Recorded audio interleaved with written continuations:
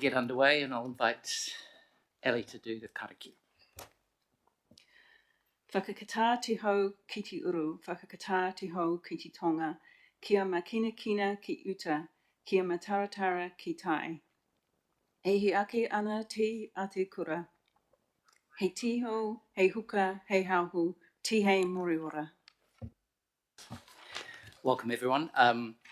This is some quite meaty stuff on our agenda today, and we've got a little bit more time than we have typically had in the past. We've kind of managed to sort of, because there isn't the sort of hard deadline for a meeting following, we've got till at least 12:30 to get through the meeting material, and then there's the provision for the workshop with Metlick from 1 to 2. So I'm hopeful, given we have got some meaty stuff to get through, we've got plenty of time to do it justice.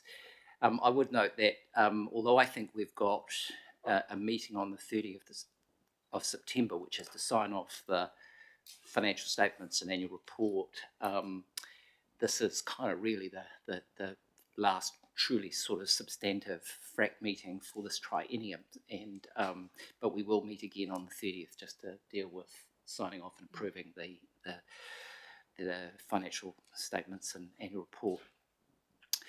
With that, let's get into the business of the meeting. I've not received any apologies. I know Yadna's not yet here, but we are. So I just had an apology from Yadna, but she'll be here in a minute. She'll be here in a minute. Okay, so we'll. Do we need to kind of record that in some way? But we'll assume she's here. She is here. Perfect. Welcome, Yadna. I've not been informed of any public participation, so I think we can proceed. Conflicts of interest. Are there any conflicts to declare for today's meeting? No. Then let's come to the confirmation of the public minutes of the FRAC meeting on the 13th of May. So moved. Thank you. Seconded by David. Any discussion? If not, can I put that motion? All those in favour say aye. Against? Carried. Thank you. We also have the minutes of the public excluded section of the meeting on the 13th of May. Can I have some? Yadna was moved. Seconded by David. All those in favour say aye. Carried. Thank you. We've got the update of on the actions from previous meetings. I think, Jacob, you're going to give us an update on those. Yes, thanks, Chair. So I can confirm that we've had 4 completed actions. So 2 of the papers included relate to actions. So that's the rates remission paper and consents paper. So those 2 actions have been closed. We also have the deep dive in the workshop, which relates to the other closed action. And we've also provided an update around monitoring controls in relation to the Waiwhetu aquifer. The remaining actions are in progress. Particularly, we are focusing on the boat ramps in relation to Porirua City Council. There's an update in the Harbours Management Report as well, but work continues with Porirua City Council in that space. Happy to take any questions in relation to the actions. Any questions of Jacob? No? In which case, that report is for information. So thank you, Jacob. That brings us then to the quarterly finance update. Daryl. And Ashwin, sorry. We're ahead of. Morning, Chair, and Daryl is on his way. But we can make a start. Good morning, everyone. So this paper presents the financial results of the Council for the year ended June 2025. The Council has made an operating surplus of around 23.7 million. And just to reiterate, this is an accounting surplus, not a cash or a funding surplus. The revenue, operating and capital expenditure variances to budget have been summarized on page 19 of the report. For the full year, public transport had a fare box shortfall of around 18 million, which in a way contributed to PT's overall funding deficit of around 8.5 million. As earlier indicated during the year, our initial plan was to fund it partly through reserves and partly through debt. We managed to do neither. And the main reason for that being we received an additional funding of around 17 million from NZTA this year, which related to the Matangi loans funding that we had. And what we have done is we have used 50% of this funding towards the loans and the balance 50% towards the funding deficit. So this way we managed to, in a way, retain our reserves and not take on additional debt. The council also had an overall funding surplus of around 3 billion for the year. And this is again the first time that we have been able to recognize this and take it to reserves in order to use for our future rate subsidy or any other purpose that the council would as desire. And again, this is in line with our new treasury policy that we had updated last year.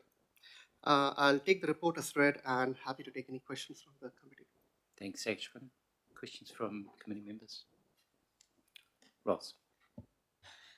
So under the operating revenue discussion, now I appreciate that this isn't cash money, but when it talks about grants and subsidies, can you run me through them? So particularly LINRIM, but I'm also curious about the national ticketing system and how the delay of that project actually impacts on us. So if you could talk me through those, that would be good. Sure. So one is with the, I'll start with the NTS, because I think with NTS, the way we had structured it this year was we had around 28 million in expenses. And because it's entirely related to capital, we took it out of P&L and took it to the balance sheet as a prepayment. We have got 51% of funding from NZTA for the NTS, which is what stays in the grant and subsidies line. But since we had delays in the whole NTS project, since we didn't spend the whole amount of money, we haven't recognized the equivalent revenue as well in the grant and subsidies line. So that contributes to the variance between the actual and the budget. So our budget is quite high as compared to the actual. So just so I'm understanding this right, that project, we had agreed to put an amount of money into that project that was going to be matched or met by government subsidies, and because the project hasn't been moving at the pace that it was anticipated, we've received less of those government subsidies than we had anticipated. Is that... Yes, so we have spent less and we have received less, yes. But overall, that puts us in a worse position. I guess it sounded counterintuitive, the fact that a project that had gone slower put us in a worse position. From an accounting perspective, when you compare the actual versus budget, it gives an unfavorable position.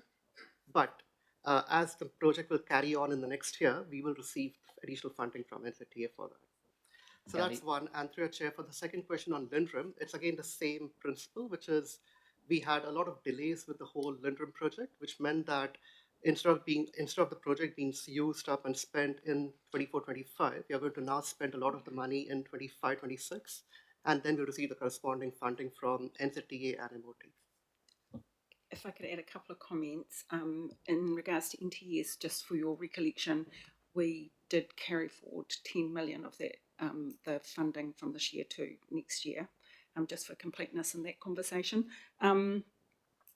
Yeah, and although it does look like there's a revenue reduction, which there is compared to budget, a variance there, the net difference is not really impacted by NTS because the expenses and the revenue are down, except NTS is being put to the balance sheet, so it kind of makes it look a bit unbalanced, but technically, from a funding perspective, it's not.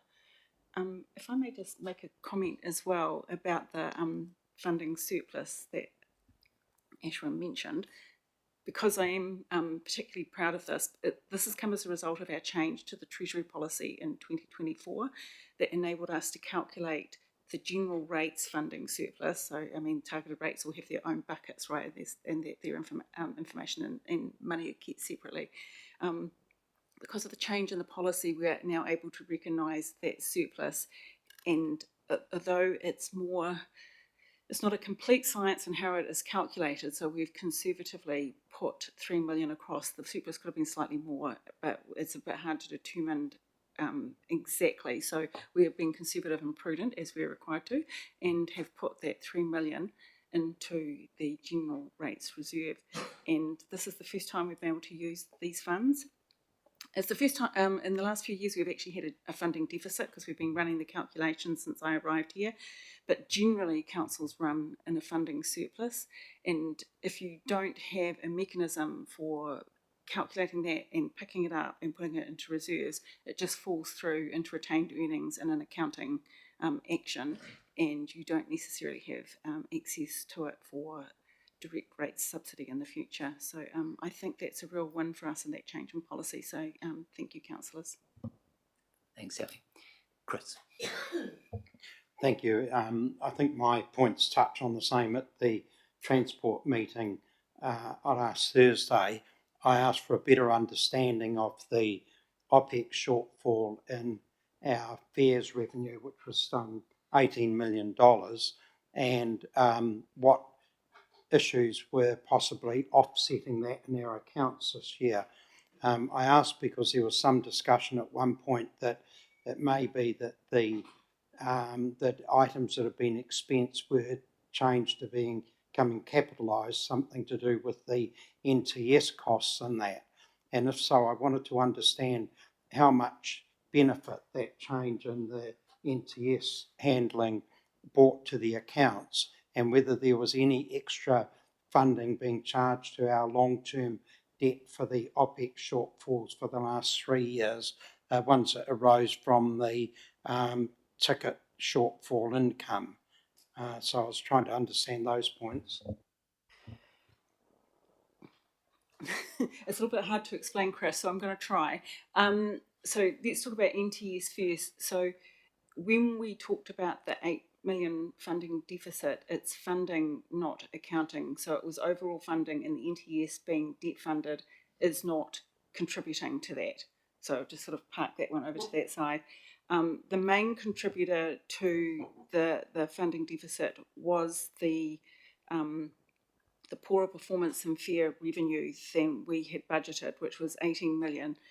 Realising, of course, that is partially offset by the NZTA subsidy as well. So that is actually almost entirely that bit of funding. And I'll just kind of close the circle by talking about the extra funding we got from NZTA. So although it related to the Martingi loans go back quite significantly, and there were some changes to the funding back in 2011, 2012. And so that funding relates back over that period.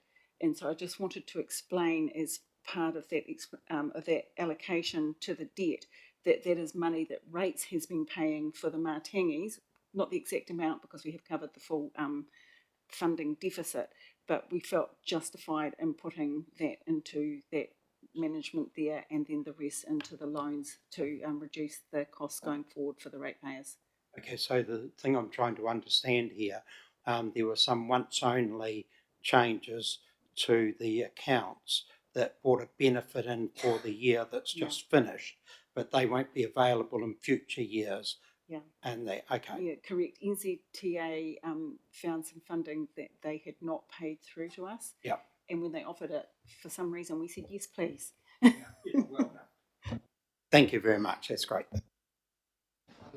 Through your chair, just to add to what I just said, even by applying the 50% of that funding to the loans, we are saving around 750K per annum going forward, just by reducing the debt. So it does have future benefit as well.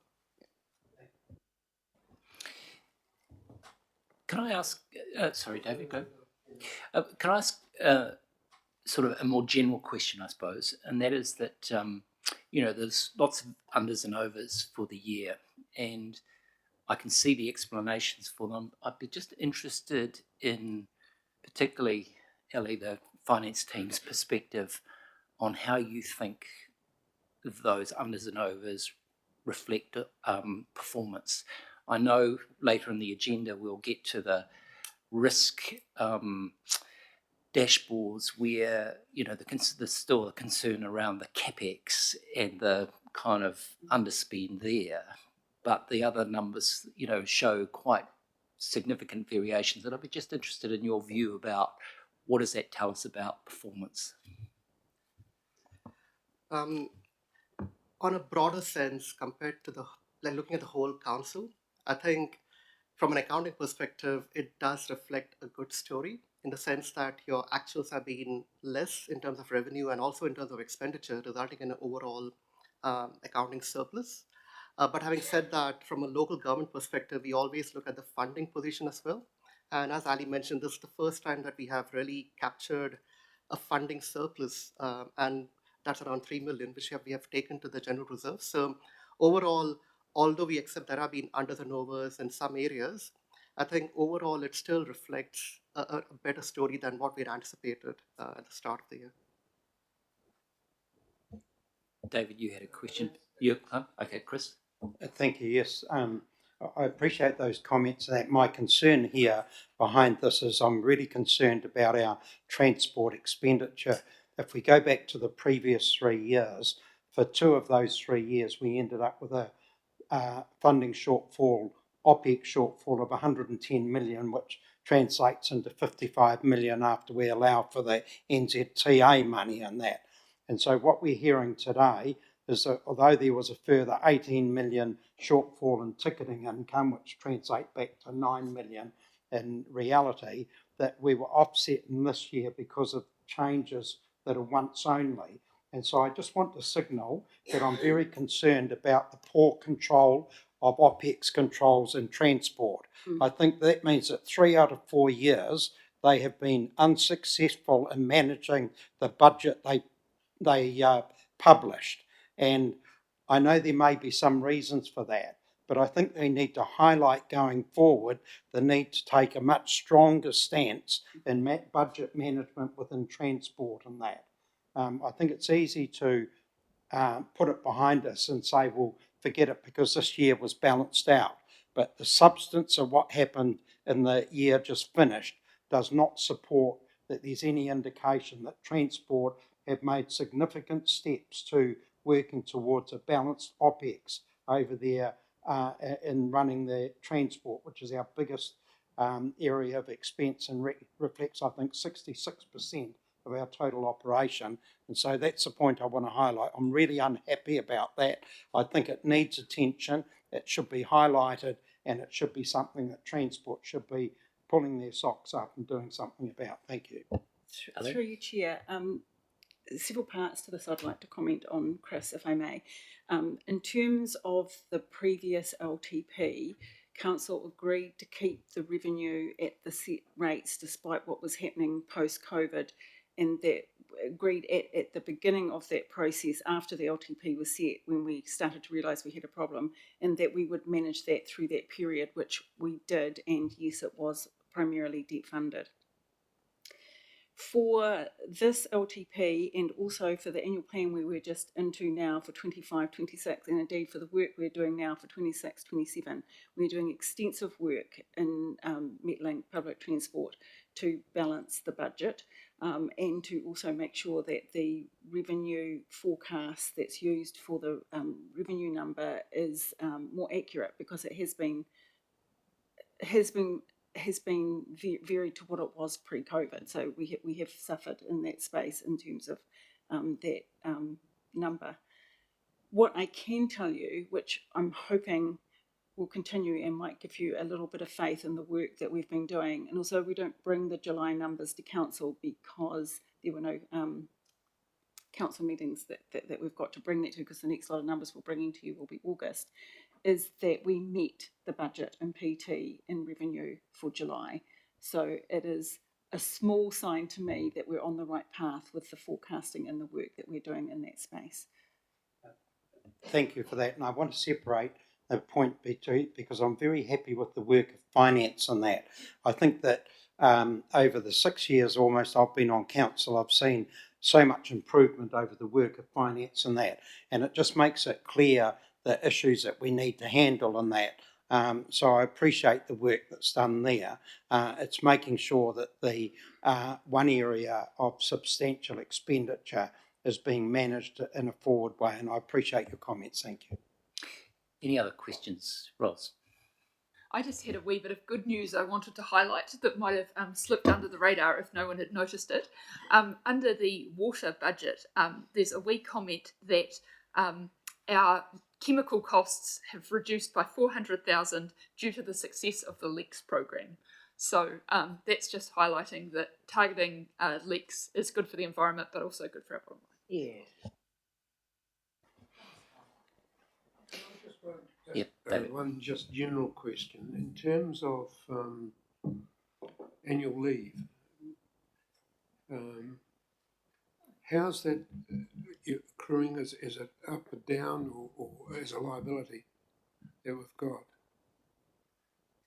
Through your chair, so annual leave is recorded as a normal. When people accrue their leave, we accrue the liability for it, and when they take the leave, the liability reduces on an ongoing basis. Okay. Anything else from councillors? I would note, just in relation to the earlier discussion, of course, the workshop we've got later today is focused particularly around the question of kind of forecasting and the uncertainties around that. So, and it arises directly from the conversation or the issues that have just been discussed. So we will have a chance to sort of dig into some of the sort of underlying challenges associated with the revenue issues that have existed for the last few years. Anything else from councillors before we move on? If not, then the recommendation is that we accept the financial report for the fourth quarter. We will, of course, see the full year financial statements at our next meeting. Can I have someone to move that? Thanks, Secretary. Seconded, David. Put the motion. All those in favour say aye. Aye. Against? Carried. Thank you. All right, thank you. We have Audit New Zealand's interim management report, which isn't all that revealing.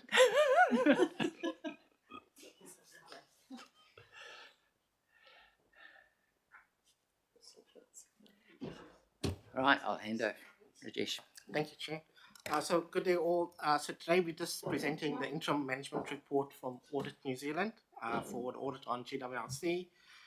In summary of the report, there was no new recommendations identified during the audit, and one recommendation was closed, and 3 recommendations are still open, and Audit New Zealand will review this during the final audit to see if they can close them off. I'll just give you an update on the current audit status. So currently, Audit New Zealand are on site. They're currently busy with GWRL, which is the rail audit, and they should be starting with the council audit from next week onwards. And currently, we look on target to meet the sign-off for the 9th of October 2025. Happy to take any questions. Chris. There were 2 areas of risk that I was looking to see in the annual report when it comes through. One of them relates to a matter that has been going on now for over 4 years to do with the wetlands in Upper Hutt and the claim that was against us there. And I'm just asking whether, if that hasn't been progressed and settled, because we have no update on that for some time. It's in our. Is it settled? It's in the public excluded. Okay. Okay.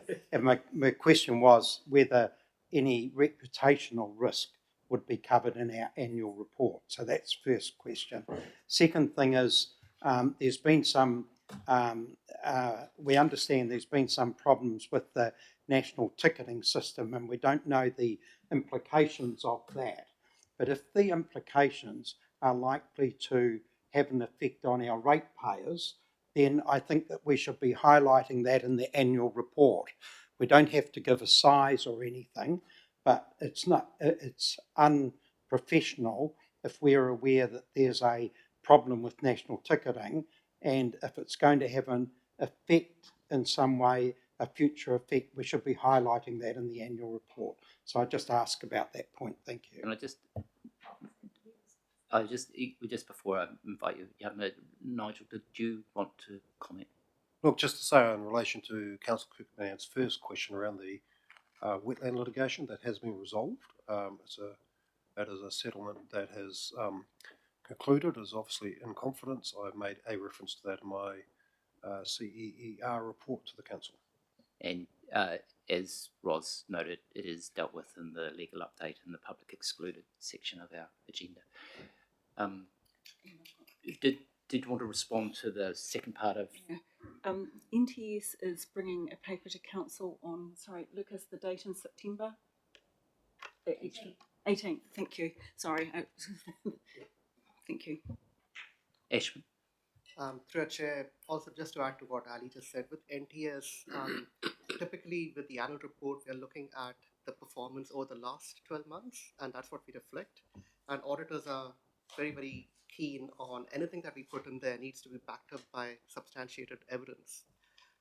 In terms of the NTS and the risk going forward, that's something we could look at exploring in the annual plan that we're working on for the next year. And also, as Ali mentioned, we can look at it separately as well. Thank you.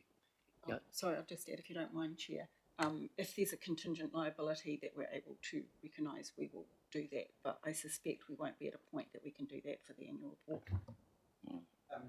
I suppose the point that I'm raising here is that it's important that our annual report is completely true, which I understand and expect and I know will happen, but it's also got to be truly complete, and that if there's issues that are not mentioned in there but may have future impact, then we should be mentioning those as well and highlighting to the public that we're working on issues that, you know, the public should understand that the world's not perfect in our view out there, if that's how we see it. And so it's that distinction between being completely true and truly complete that I'm highlighting. That is our responsibility as council, as I see it. Thank you. Can I just comment on that and then come to you, Yadna? I mean, I think the point you make is a fair one in terms of transparency, right? And so I think that I don't think anyone would disagree about the need to be transparent about those issues. I guess the question is where it's reflected, and I'm kind of suggest we leave it with the team to kind of either a reference could be alluded to, this issue could be alluded to in the annual report, and in more detail it sort of belongs as part of the annual plan because of its forward-looking nature. But nonetheless, I do agree that whatever happens, there needs to be transparency around the issue. Yadna. Sorry, I just wanted to remind Councillor Cook-Bernand of the briefing we had last week regarding the delicate nature of NTS right now, and given that, as our staff pointed out, the annual report is for 30th of June backwards.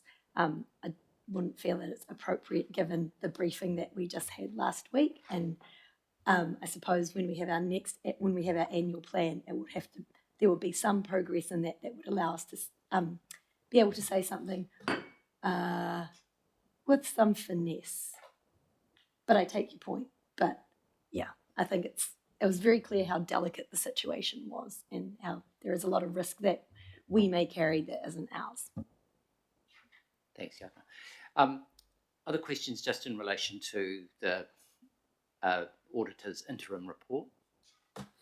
Can I just ask, there's a reference in their report, page 5 of their report, which is page 43 of our pack, just in relation to the quality and timeliness of information being provided for audit, and it's just a reference to encouraging the performance team to improve the quality of their information and the turnaround time. Do we have a response to that? This is an area that we actively look at and work on every single year, and it's actually a combination of both us providing them good quality information within a certain time frame and them providing their comment and feedback on it. So this is something which we actively manage, and we'll continue to do so as we progress. Anything else from? If not, thank you. This report is for information, so we'll receive that. Let's come to item 9, in the agenda, which is the financial policies update. Ken.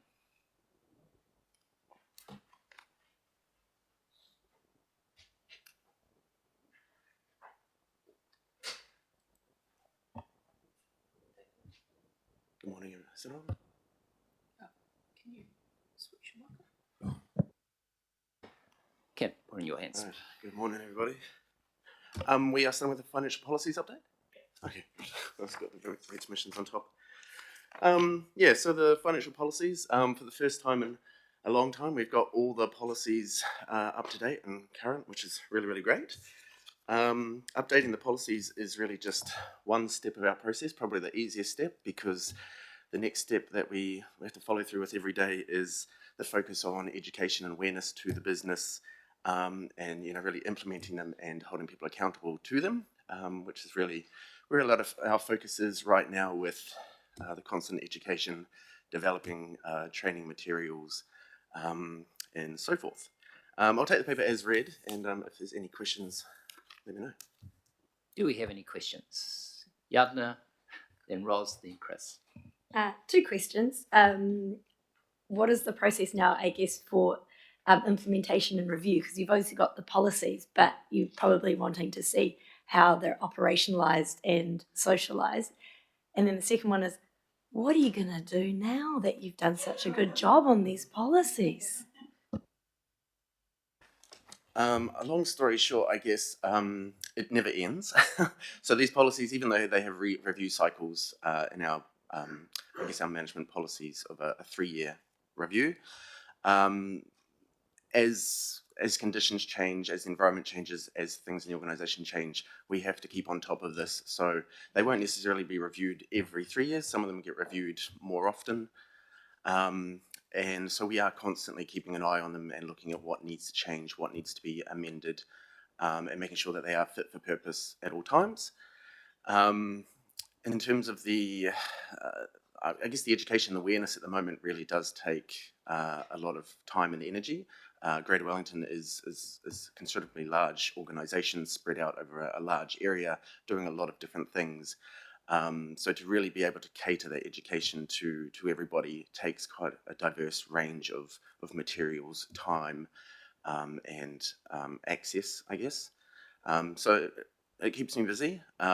It's not my only thing that I do here, so there are other things keeping me busy too. Yeah, sounds like a question. There was something else. I mean, I guess the thing is, like, policy is only as good as it changes practice, and yeah, right. So, I guess from that perspective, it would be interesting to hear how successful that is. Yeah, I mean, I don't really think we have any, sort of concrete forms of measurement to know how successful the changes of policies are and rolling out. But I don't think you need anything concrete, but No, yeah. But I think from my perspective, I can definitely say I feel we've definitely had a real increase in staff from right across the organisation reaching out to us to be proactive, asking questions against policy before they make decisions. Or even people when they are seeking approval for decisions, or even proposing new ideas, where they'll actually incorporate financial policy aspects into the process rather than kind of rushing forward and then kind of having to reflect back and that kind of thing. So there's a lot more proactiveness. There's even, I think, more and more discussions now, even, especially now as we talk about, reducing costs and stuff going forward, how do we, save the ratepayers some money, kind of things like that.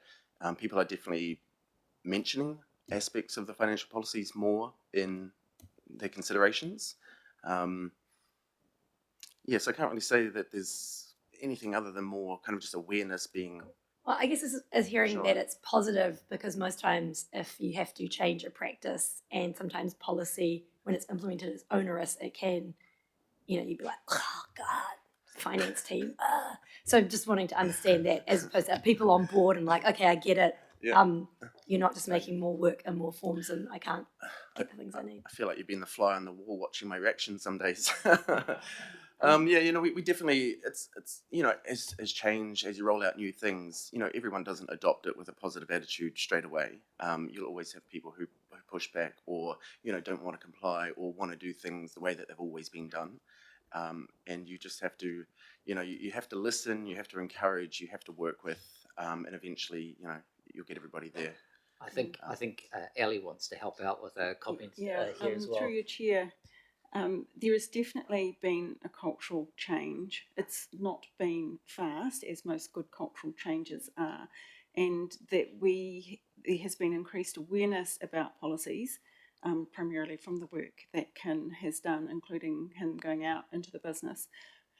Also, he is supported by the business partners who are talking to the organisation regularly, and by the transaction team who do a little bit of policing of what comes in and rejecting where appropriate if things are not in line with policy.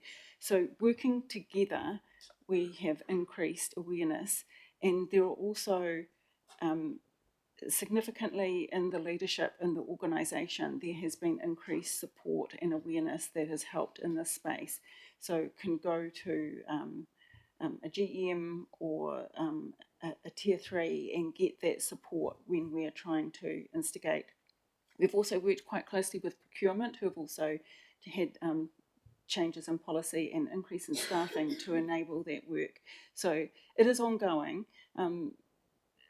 You're never going to get it 100% of the time. Audit will hate me saying that. Thank goodness he's not in the room. He might be watching. Sorry, Clint. But there has been improved, improved practice and very definitely improved awareness.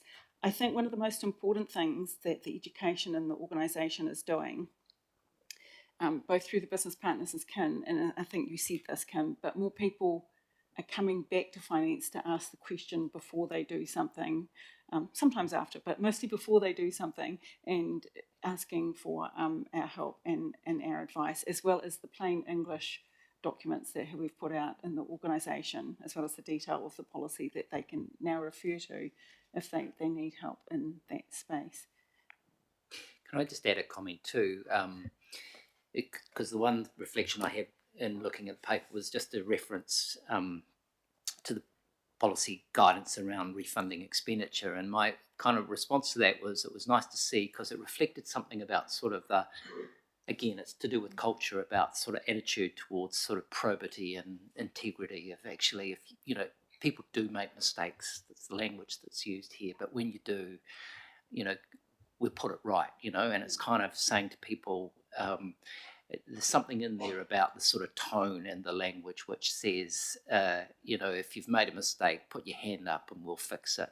And I think that is an important sort of attitude that makes people feel safe to be able to kind of seek advice or admit, an error if there's been one. And that is an important sort of cultural tone to set, I think, in the organisation. Now, Ross, you had a question. Yes, so my question was, I'm not sure whether it's to Ken or Martin, but I guess I was asking what input would you like from us on this paper? It sort of seemed a little bit odd that policies were talked about but not presented, so we couldn't actually look at them, which suggests that they're sort of management policies and maybe we shouldn't be sticking our noses anyway, except for the COHA policy, which I felt we probably should be provided with a copy of, because that's one that is relevant to us in the governance space. Yeah, good question. Ellie. Yep, through your chair, yes, they are management policies. The paper, which we are doing at least annually, is to reassure you that we are reviewing them and implementing them. So this is about the assurance part of the the procedure rather than the detail. We follow OAG guidelines, so there should be no concerns there, and we're happy to share any of the policies with you and send you a copy of that. Which, as governors, we can't get onto the intranet, which staff sometimes forget and send us out things that are linked to intranet pages, but these are the kind of things we can't access, so we can send those for you. Just a technical question about the COHA policy. Do we pay fringe benefit tax on that, or are we exempt because of the nature of how it's paid or by legislation? And secondly, I take it we don't claim GST on the COHA payments. So I'm just wanting to check those two. If you got that, Ken? Correct in both counts. We don't pay GST and we don't pay FBT on it. Any other questions for Ken on this paper? If not, this is for information. Thank you, Ken, and thank you for your ongoing work in this space. As kind of has been acknowledged, I think it's an ongoing kind of work, but it certainly sounds like you're having a very positive effect in the kind of way it's influencing behaviour in the organisation, which is ultimately the real test of success. Let's come to the rates remission update, which was something we specifically asked for a year ago, just to be kept up to date, and I'm assuming that this will continue to be a sort of annual kind of update for us, but Ken, Yeah, so rates remission.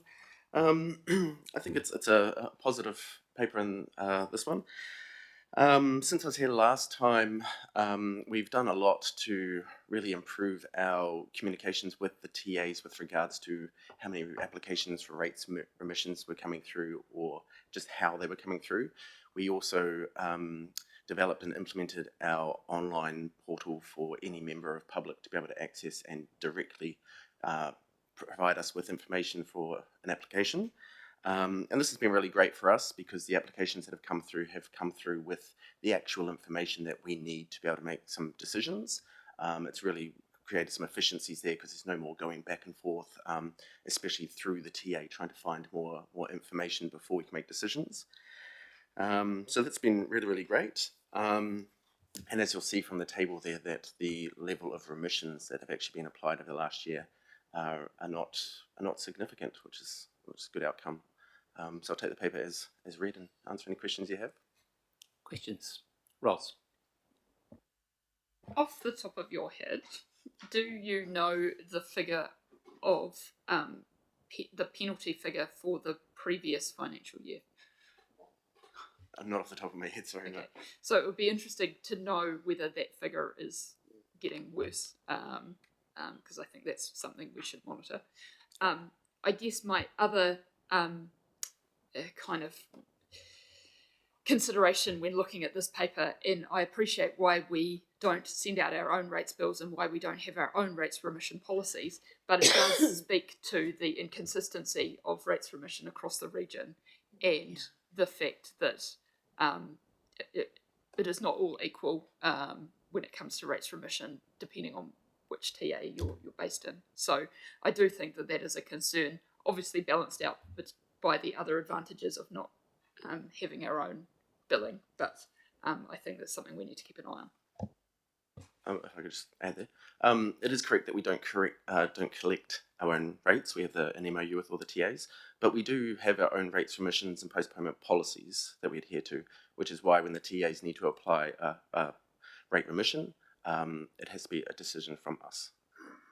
So why then were there $2,000 worth of rates remissions from Masterton and none from Wellington City? It all depends on the applications that come to us and whether those applications meet the criteria. I just can't believe that there aren't differences in this based on where you're at and what information you're getting in your bill that lead you to conclusions around the appropriateness of trying to go through this process. Otherwise, we would expect the rates remissions to be basically proportionate to the populations, and we're not seeing that. It's very odd.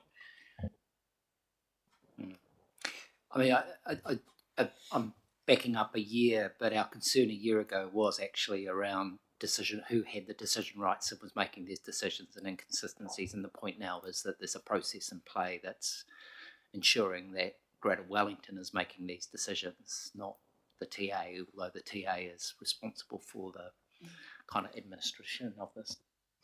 The TAs for the remission application to us, so I can't comment on why we haven't got any. They're not always approved either because they have to meet our policy for us to approve them.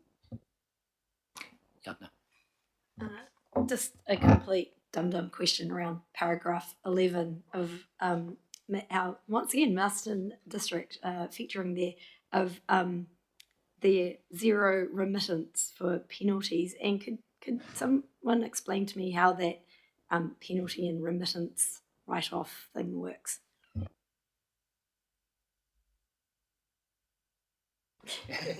Stunned silence. No, well, this is a process that is completed by the TAs. So when you don't pay your rates and you get your penalty according to the TA's policy, which is normally 10%, say, often the remittance is then done dependent on a payment plan or an agreement that is reached with the ratepayer. So when I've worked in TAs, if someone paid their debt, we'd say we will remit your penalties, but if you don't keep up to your payment plan, we will unremit. We will reissue your penalties. So it can be used in the debt collection process, or if somebody comes in and they have a good reason, you may remit the penalty. Like they're away at a funeral or something and they were unable to pay their rates on time. Does that?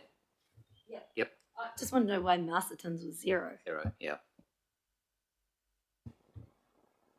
That's up to their policies on there. So that's against our rates. So maybe they have fully applied our rates. But I don't know the answer to that. We could ask them. Okay, we will leave that with you. Any other questions on the rates remission? Can I just confirm we'll the next triennium, obviously, but this committee will receive an annual update on this because I just think it was kind of, when we saw this a year or so ago, it was just something that we were wanting to kind of keep an eye on. It might be useful to know applications received versus applications approved, because if we're not seeing any coming through from Wellington, that's a different matter than if they're not being approved because they don't meet our policy. Yeah. Yep, that's correct. All right. Thank you, Ken. Right, that brings us to the sort of next section of the meeting, which is really focusing on risk. Jacob, we're in your hands initially for the risk and assurance update, and there's plenty in here. Thanks, Chair. Yes, there is quite a big update. I'll take the paper as read, but I just want to highlight a few things just because there is, like you say, a lot of volume in there. So just as an FYI, in terms of the risk reporting, so that went through an update with ELT. So you'll see that there's a lot more detail in there, particularly around the areas of highest risk. So we just wanted to highlight those areas, but also provide sufficient reporting around what the current status is and also actions we have taken or are taking in that space. So that reporting is now included through to you. In terms of the business assurance, the planning has already commenced for 25-26. So we have all 3 scheduled audits planned and timings for those. So you'll see those within the assurance update. Also like to highlight that there were 17 recommendations closed over the last quarter, a lot of them in the fleet space, which is really positive. That's particularly in relation to the new fleet system, plus also new reporting through to senior leaders. We also completed the PT ticketing revenue report, so that's also a positive. So the control environment in that space improved. Several of the recommendations you'll see within the report we're not taking up, and that's just balancing the benefit of those against the fact that we are obviously planning to implement or the planned implementation of NTS. But it is overall positive, and those recommendations we are taking up we'll work through with Snapper and Transdev. Also included is the NZTA investment audit. So you'll see that the status needs improvement, which is the same as the previous audit. Unfortunately, it is a retrospective review, so it didn't actually include some of the progress that we'd made in the procurement space, which would have meant that one of the recommendations would have been quite different in that space. So we are expecting that when they do their audit next time, that obviously the improvements in that space will be factored in. Finally, I just wanted to highlight the OEG settlements audit, which is included as an attachment. So obviously we were included as part of that through the treaty settlement with Aotearoa. On a positive, due to the fact that we had already undertaken our Treaty of Waitangi audit, some of those recommendations had already seen progress in that space. This report this update had already been tabled with the committee, so Treaty of Waitangi committee, and also we are looking to include the recommendations from that report within the Te Whariki refresh that's currently been undertaken. So those recommendations we are looking to, or we have a mechanism to respond to those. So I am happy to take any questions in relation to this paper. Thanks, Jacob. There's a lot in there, and I am very conscious that we've got as a separate item the business assurance review by PwC around environmental regulation. So I think we should deal with that when we get to that item. But committee members, are there questions on other aspects of Jacob's update? Yadna. I just had a question on page 67 of Diligent, which was the on the dashboard around the Riverlink non-compliance, and I just wanted to check, was that the issue that is raised further in the agenda items around, what was it? I think some inadequate, someone had dug too broadly or something. I read it in a subsequent paper, so I was wondering, is that referring to that? Yes, it is. So Okay, cool. as part of the consents paper, Yeah, we yes, that one. do have Fatima and Yeah, Fiona cool. that'll be talking to that. Sweet. And just wanted to comment that I really appreciate the teasing out of the target states as well. I think that's really helpful for us to see that, because it then gives us some assurance or some indication of what are the actions that are coming forward. So that's all I'd say. Ross. So my questions actually relate to the NZTA audit. Firstly, I find it incredibly irritating that they think that they can issue us with an audit. I want to do an audit of them and give them a needs improvement, because we have worked with them across a number of procurement programs and they have caused us considerable cost and delay and risk. So it's like the nerve of issuing this audit. However, if I put that to one side and try to take the lessons from this review, quite a few of them seem to be a bit nitpicky, like forms not signed, filled in, filed. But we need to do better in that space, so we can just do that. But I'm a bit confused around the procurement stuff. So there are accusations that we're not testing the market value for money that seem to be around contracts that rolled over automatically, and using a supplier selection model that didn't follow the correct process. Again, this was around their price quality methodology.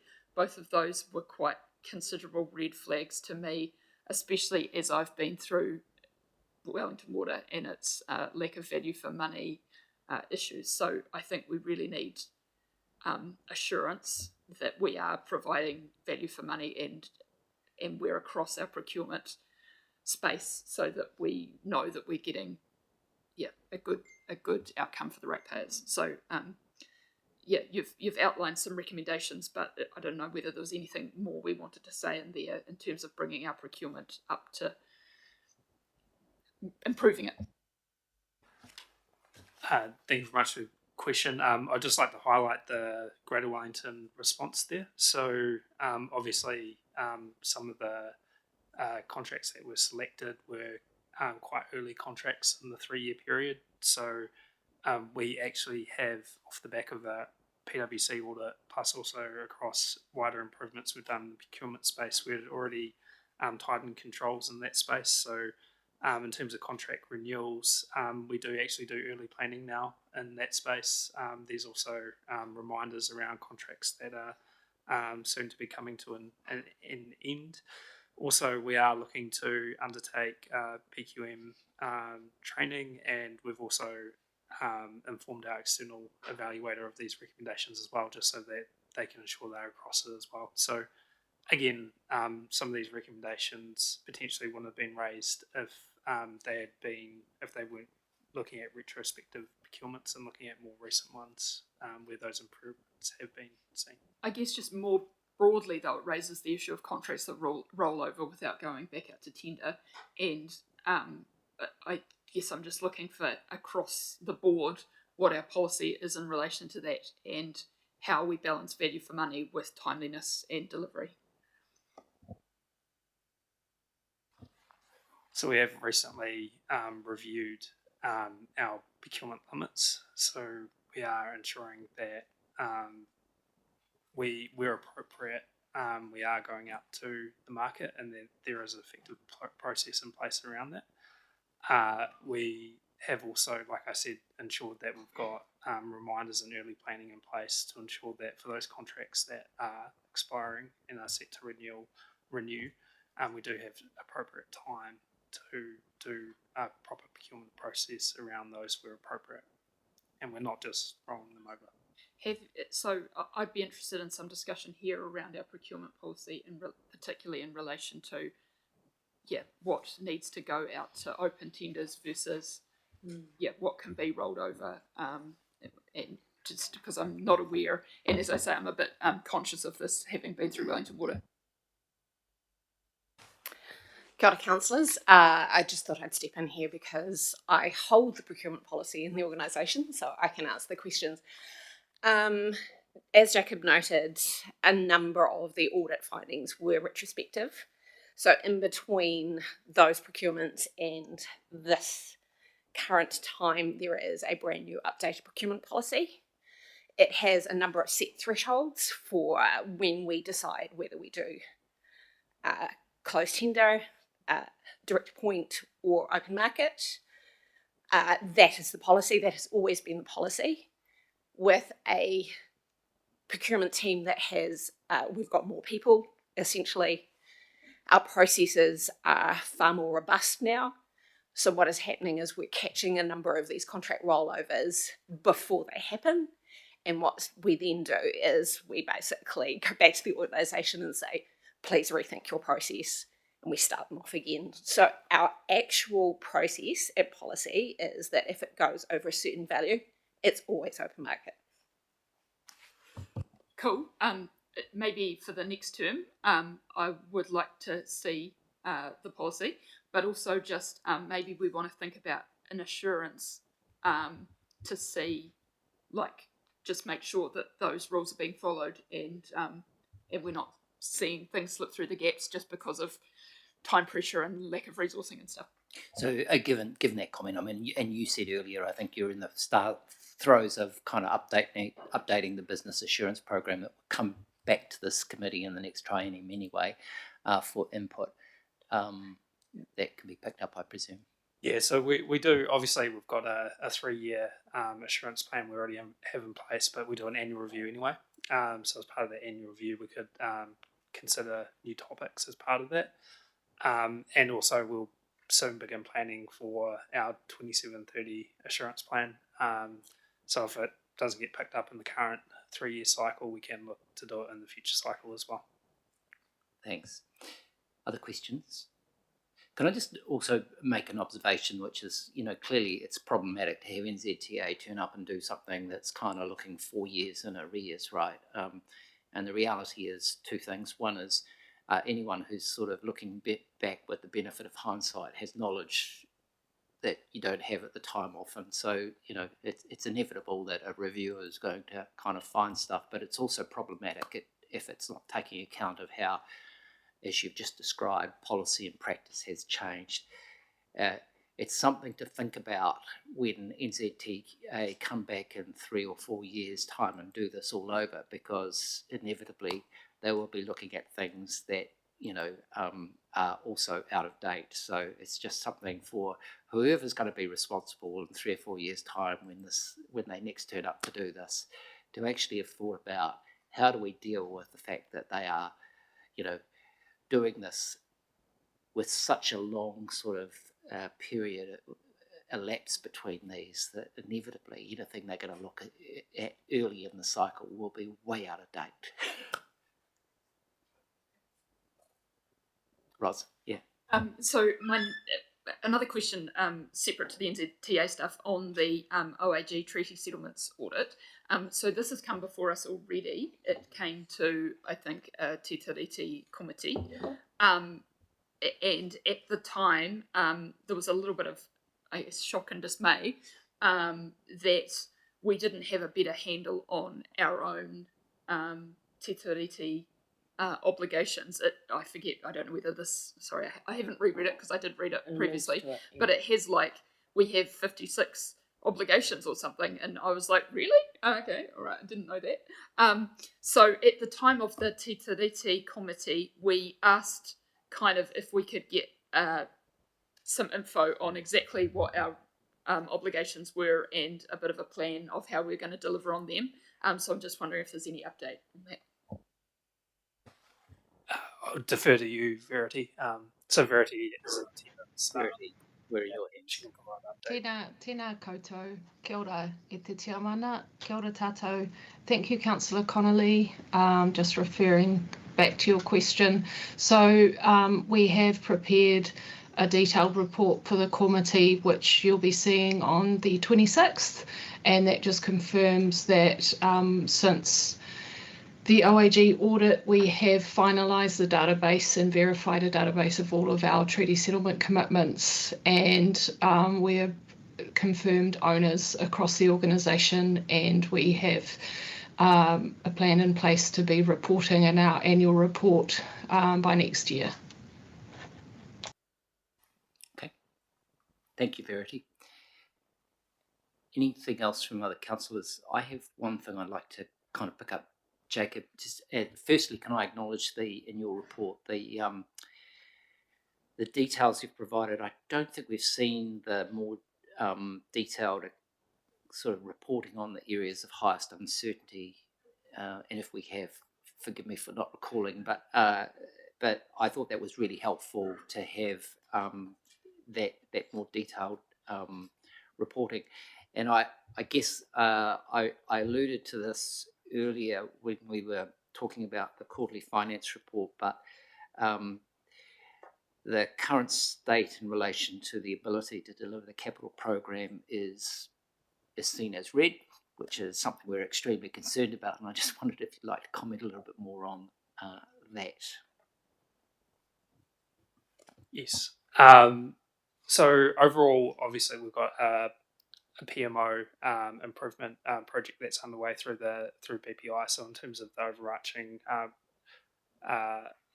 processes and controls in place around our capital program, we do have a program to improve, but a lot of what's generating the risk is not off the back of that particular project itself, but off the back of two of our most significant projects. So obviously NTS is generating significant uncertainty. That has been escalated through to governance, the NTS governance group, plus also through to council. So obviously there's been updates to you in that space. So we have accounted for uncertainty and obviously escalated as appropriate. Similar to Riverlink, we have acknowledged that there is significant uncertainty in that space, and we have escalated that. A lot of what's causing uncertainty is what we previously alluded to in the finance paper, particularly in relation to the NTS around delays in the delivery of that particular project. But they are obviously working through with Metlink, so Metlink and its partners are working through around appropriate planning in that space around that particular project, around the Plan B. You're comfy in terms of the actions that are in play, that the things that are being done are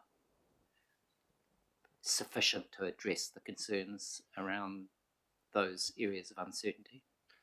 Yeah, so in terms of that project, a lot of that risk is something that we're not just managing in isolation by ourselves. We are reliant on our partners, so we are doing everything that we can do in that space around managing that particular uncertainty. Thank you. Any other questions on Chris?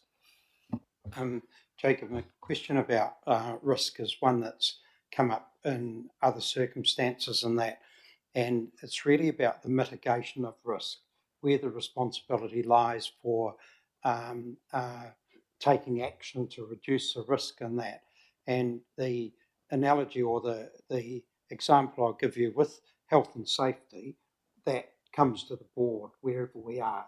It doesn't matter, sort of thing. The responsibility for the plans lies with the executive.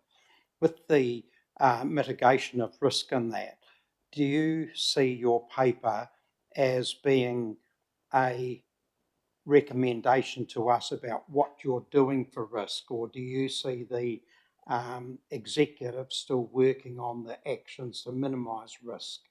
Can you comment on that, because it's a delicate thing from a governance point of view?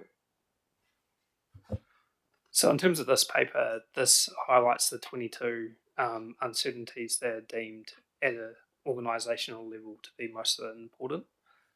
So we highlight what the current status is based on the existing mitigations. So that's what the rating is based off. We, for those areas that are of the highest uncertainty, we document what we are doing to further mitigate those areas of uncertainty.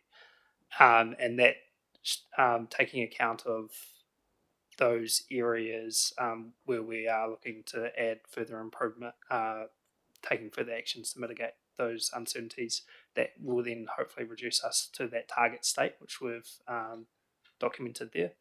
That target state also takes account of the draft risk appetite statements they're currently looking to seek endorsement from FRAC for in the subsequent paper. Okay, look, thanks. That's a good answer. I really appreciate that. Thank you. And just to reinforce that, I think my expectation would be, if we're dealing with anything which is outside the risk tolerances that have been agreed and the mitigations that are being worked on aren't sufficient, then you would be waving a red flag in front of us. And that was the reason I asked my question a moment ago, is, I'm assuming you're comfy, because if you're not, from a governance point of view, I'd expect us to be told. Yeah, agreed. And that's why it's quite appropriate that for those two large capital projects where they have actually already been escalated through to council and a particular governance group, so they're already aware of and are actively across those areas of risk. Nigel, I think you were looking to... Yeah, look, thank you, Martin. It's always a good question. And look, the capital program is something we have been laser focused on for quite some time. It's quite right to ask the question, but also I think we should be worried as governance if we are missing risks. But I think for these major projects, we're aware of the known risks, we're reporting the known risks up. And in our governance structures and management structures, we're interrogating those risks so you get the best information you possibly can about where we have delays in our capital program. So if we can't explain why there's a delay, you should interrogate, absolutely. But at the moment, I think we've done a huge amount of good work to make sure we understand those risks, can talk to them, and you can be aware of them. Great, thank you. Can I just, in that context, acknowledge the kind of, for want of a better word right now, the kind of significant journey that has been taken over the last 3 or 4 years in terms of the risk management framework, and the material that's now in front of us is vastly different to what we had kind of 3 years ago. And as we'll come to in the next item, the risk appetite statements, are a very significant development, much more sophisticated than we had previously. And again, they're the most important thing in the risk management space from a governance point of view for us. So I do want to acknowledge, Jacob, the work that you kind of led and facilitated across the organisation to allow this quality of reporting around the risk management framework. I'm conscious, folks, I'm told morning tea is ready. If we're happy at this point to just receive for Jacob's risk and assurance update. The next item is the risk appetite review, which is a sort of reasonably substantive thing for us to sign off. And I'm just wondering whether we might take a break now, can we take 10 minutes? Is that sufficient for morning tea? And then we come back and go into item 12. Happy to do that? So shall we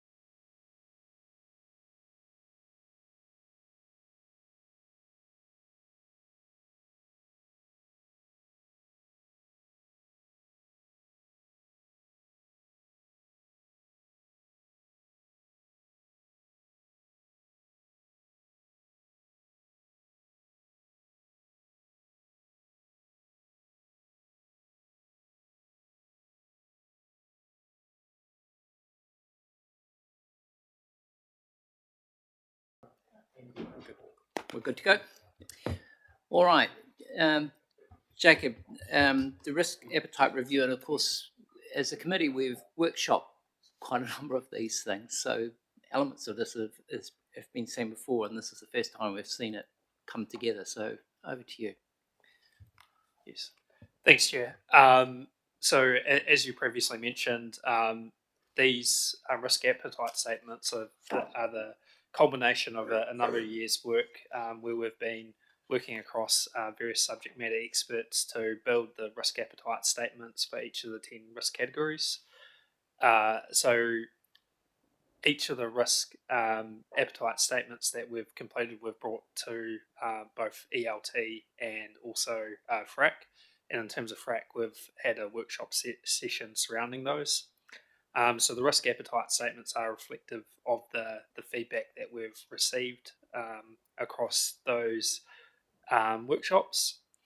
I also note that this is a decision paper, so we would like to have these risk appetite statements endorsed. And in terms of next steps, once the new council is formed in the new triennium, we will seek endorsement of these risk appetite statements, which will mean that they'll then form part of the risk management framework for the next 3 years. So I'd like to take any feedback. I would like to. I can answer any questions, and then we'll look to seek endorsement of these risk appetite statements from Frank. Thanks, Jacob. Let me open by repeating what I've already said, which is to acknowledge the fantastic work that's been done. I think these risk appetite statements are comprehensive in the sense that they articulate really very clearly for management, what the appetite and stance around risk is, what the tolerance is. It's a very practical, straightforward, sort of easy to read and understandable kind of way of framing risk appetite in a way which is often, in my view, not done. So I kind of do want to acknowledge the way this has been pulled together. But before I go on any further, can I just check if any councillors had questions of Jacob? Roz. Sorry, I'm a bit of a slow learner, and I know we've been through this all again, but the way you've, when I look at the categories, I find it a little bit baffling that we've got regulatory and compliance and adherence, but health and safety and continuity of service and balanced, and then environment and agile. And I reflected a lot on one page somewhere. On page 145, it kind of has like a wee example using contact list delivery as a thing to talk you through it, and I just couldn't really relate that back to those risk areas, particularly health and safety. Sorry, I know that's so. How did you, particularly for health and safety, why? In continuity of service, surely the tried and true is where we want to be heading rather than trying out new things that might fail. Which I guess is my interpretation of the risk, how you've framed the risk appetite. Cool. So in relation to these risk appetite statements, when we put them together, we did actually put them together based on what was happening across the organisation and the risk that we're actually carrying in a number of these activities. So if you'll remember back to the health and safety workshop that we held a number of months ago with Julie, the reason why we're sort of moving into that balanced space was that the original risk appetite statement was effectively was intolerant and that we should be carrying no risk in this space, and a number of activities that we're actually undertaking fell outside of that risk appetite, so it wasn't actually reflective of that. Also, in terms of balanced, we took that stance because we were looking to reflect the fact that we wanted officers on the ground when they're assessing a situation to be able to sort of say, actually, we don't think the controls can protect us at this point in time. We want to stop work. So it's reflective of them being able to take the initiative themselves. So it was reflective of them being able to do that, but also reflective of the work that we were currently undertaking in that space, and reflective of the actual real risk appetite that we're currently holding across a number of those activities that we undertake. This is why I don't think I fully get this yet, and I'm sorry because I know you've been through it a number of times, but the option of saying no, I don't believe the controls are protecting me seems to be a low risk solution rather than a higher risk solution in my mind, and that would put us more in the adherence category. And I also like when I look at regulatory and compliance, whilst obviously it's a rules based activity and we want to follow it, but I can see areas where we want to be innovative and try new things, which doesn't fit with the adherence. Like I guess I'm still grasping with actually the underlying risk and what we're looking at. As I say, the option to call time seems a very low risk strategy as opposed to a higher risk strategy, which to me I'm not. Yeah, no, it's fair enough. It's important to kind of fully understand that sort of rationale that sits behind each of these kind of assessments. Do you want to comment further? Yes. So in terms of the overarching risk appetite statements and where they sit within adherence, balance, and agile, obviously if we look to endorse the overarching frame, there's still opportunity to work with council around where the categories exist within those areas. And I guess at the end of the day, this is meant to be a governance document, and it's meant to be the governance risk appetite.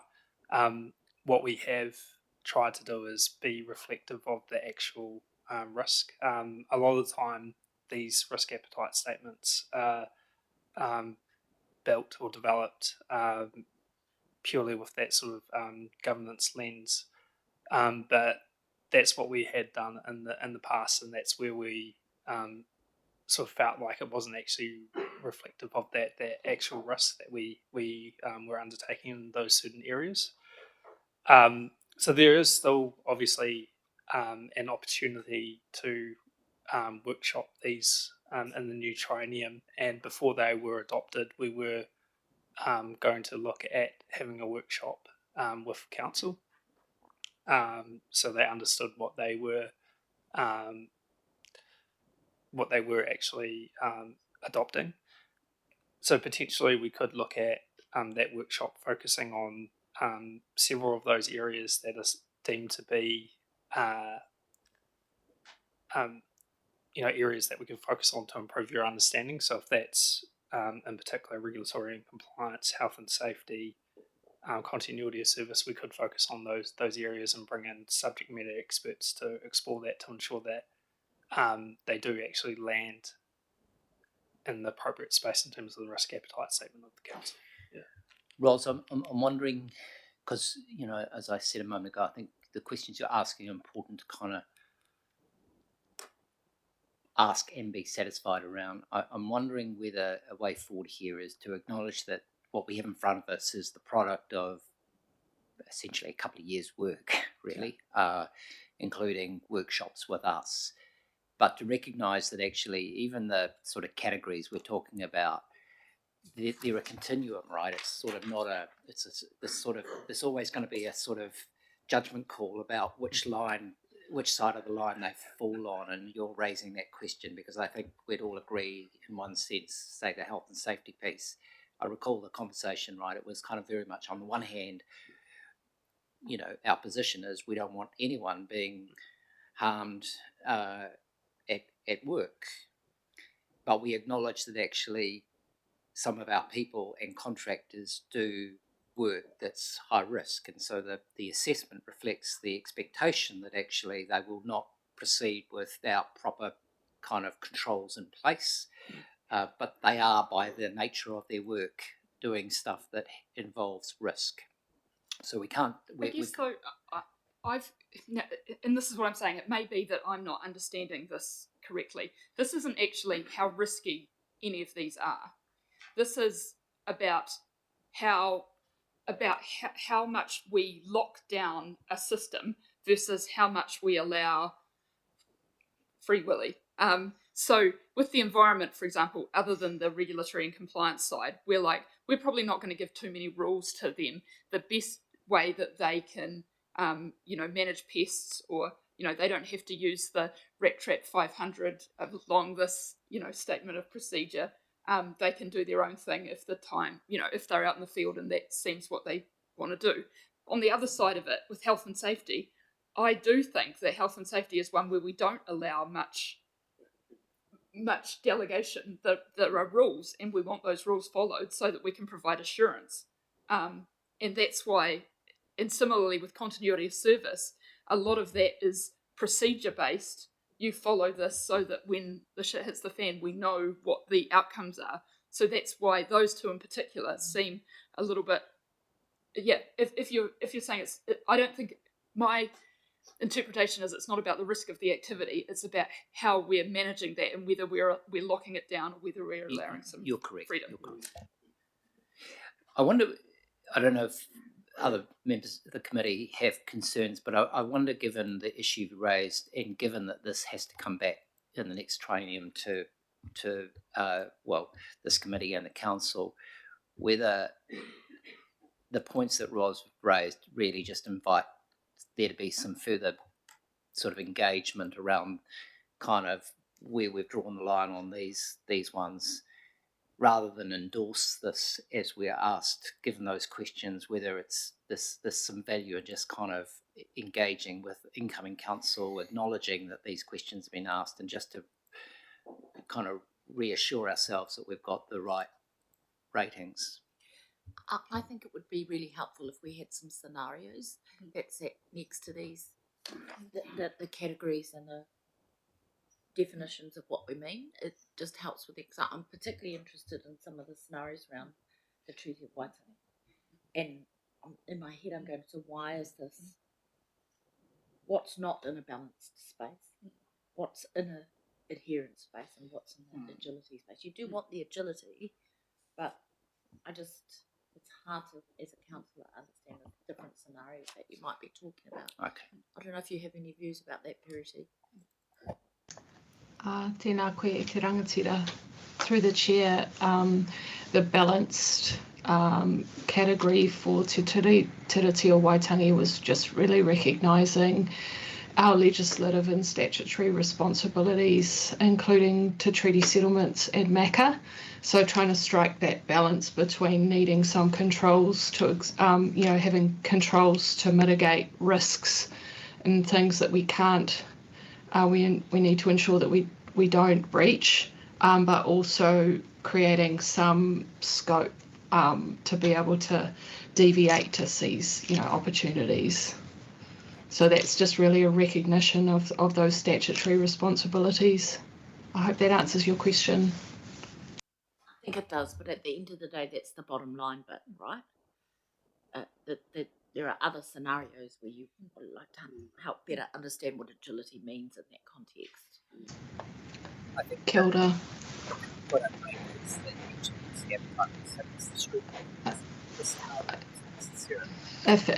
if it's helpful to one of the areas might be, for example, we have a legislative responsibility to consider ways to foster capacity building for iwi to participate in decision making, and the way in which we do that, which is more streamlined and efficient and effective for us and our partners through our kaupapa agreements, might be one example of a way in which we are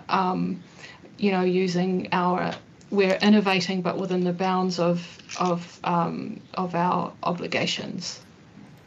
Does that help? I think so.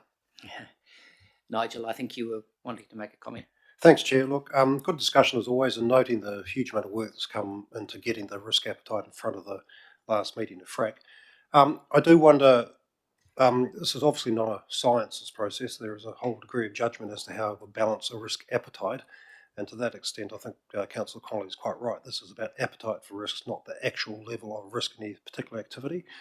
But I would like to, in some respect, bank the excellent work done this triennium by the team and the committee around this. So I wonder whether you might want to note the new risk appetite statements, and you may not need to recommend, but this will clearly need to come to a new council who might have a similar set of questions, a different perspective, and we were clearly happy to have that conversation with the new council and a newly established FRAC.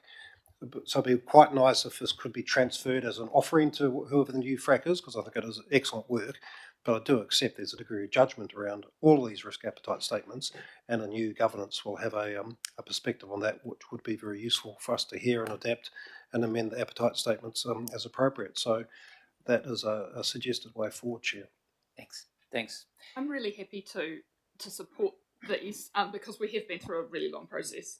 So I feel embarrassed coming to you at the 11th hour and saying I don't understand. But I guess particularly for health and safety, but also for continuity of service, my question is around, well, what does that mean? So for health and safety, where are we going to allow flexibility in our approach versus when are we going to require the rule following, and like some real tangible examples of what that's going to mean for our health and safety approach. That's what maybe I'd like to come back out of this discussion.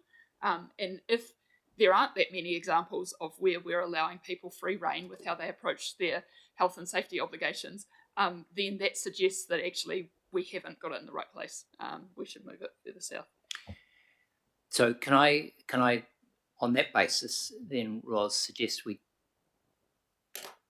do three things, I think. One is, let's, as recommended, endorse what's in front of us. Let's note that these will be subject to kind of engagement with the incoming council, and recommend that, you know, they review and assess the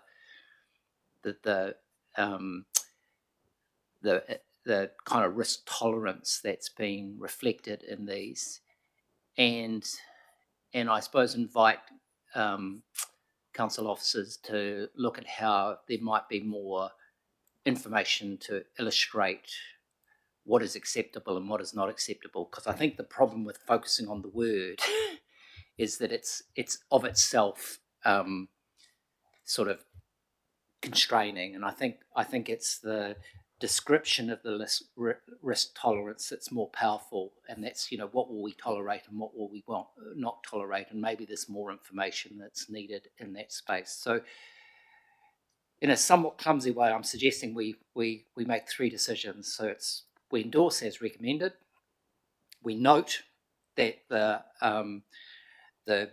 risk appetite statements will be subject to reconsideration by the incoming council, and we invite council officers to consider how they might further describe the risk tolerance. Does that sound all right? Yep, sounds excellent. And look, in terms of the examples or workshopping with the new FRAC council, there are multiple. In the health and safety space, there are a number of examples, like just ones that come immediately to mind, things like use of Robinson helicopters, 4x4s, etc., etc. So there's really good examples that can actually, in a practical, real-life way, test the things that this the committee is talking about. But also, if needed, we can bring in officers who actually operate those practices on a day-to-day basis and have a practical example and narrative of what they mean by way of practice, which then goes to the point of actually how you manage your risk rather than just looking at the risk itself. Absolutely. All right, and let me just again acknowledge, Ros, I think the questions you're asking are really important for us to be asking as the governance body, because this is where we're giving that direction. So unless there's anything else, I'm going to suggest that I'll move from the chair that amended set of decisions. Do I have a seconder? David, thank you. Can I put the motion? All those in favour say aye. Carried, thank you. All right, thank you for all of that work, Jacob. Let's now come to item 13, which is the operationalisation of the environment regulation. It's the work that Vaughan has done, so I invite Fatima and Vaughan.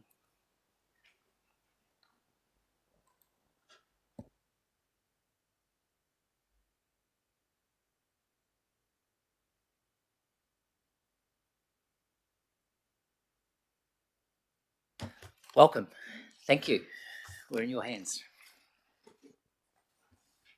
Great, thank you so much. Thank you for the opportunity to present our operationalisation of environmental regulation and internal audit. So in terms of actually setting the scene for today, obviously this is a fundamentally important activity for the council. And we were asked to review the approaches that the team have in place to actually understand and define how do we bring to life those environmental obligations that the council have under the Resource Management Act and the Local Government Act as well.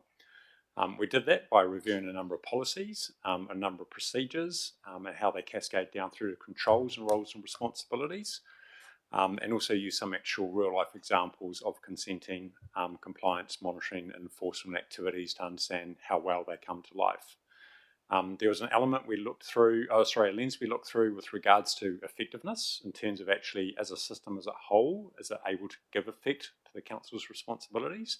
We also looked at efficiency as well, both in terms of actually how does the council continue to demonstrate it's doing the best it can with its resources and considering value for money and efficiency opportunities.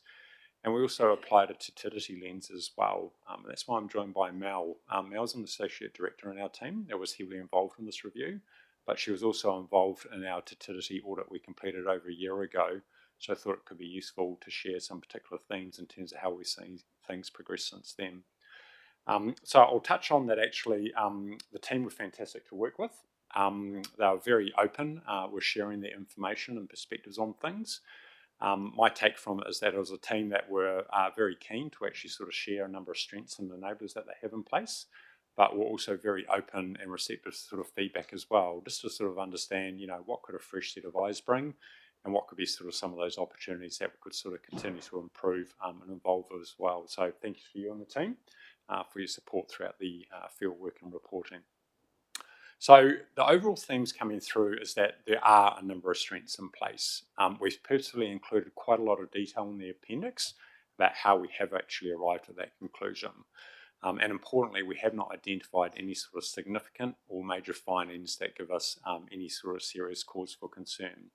So there is a very good foundation in place in terms of actually how the council is operating in this space. I will touch on, though, the themes just with regards to the 4 different findings that we have actually shared, and then more than happy to answer any particular questions or areas you'd like to dive a wee bit deeper.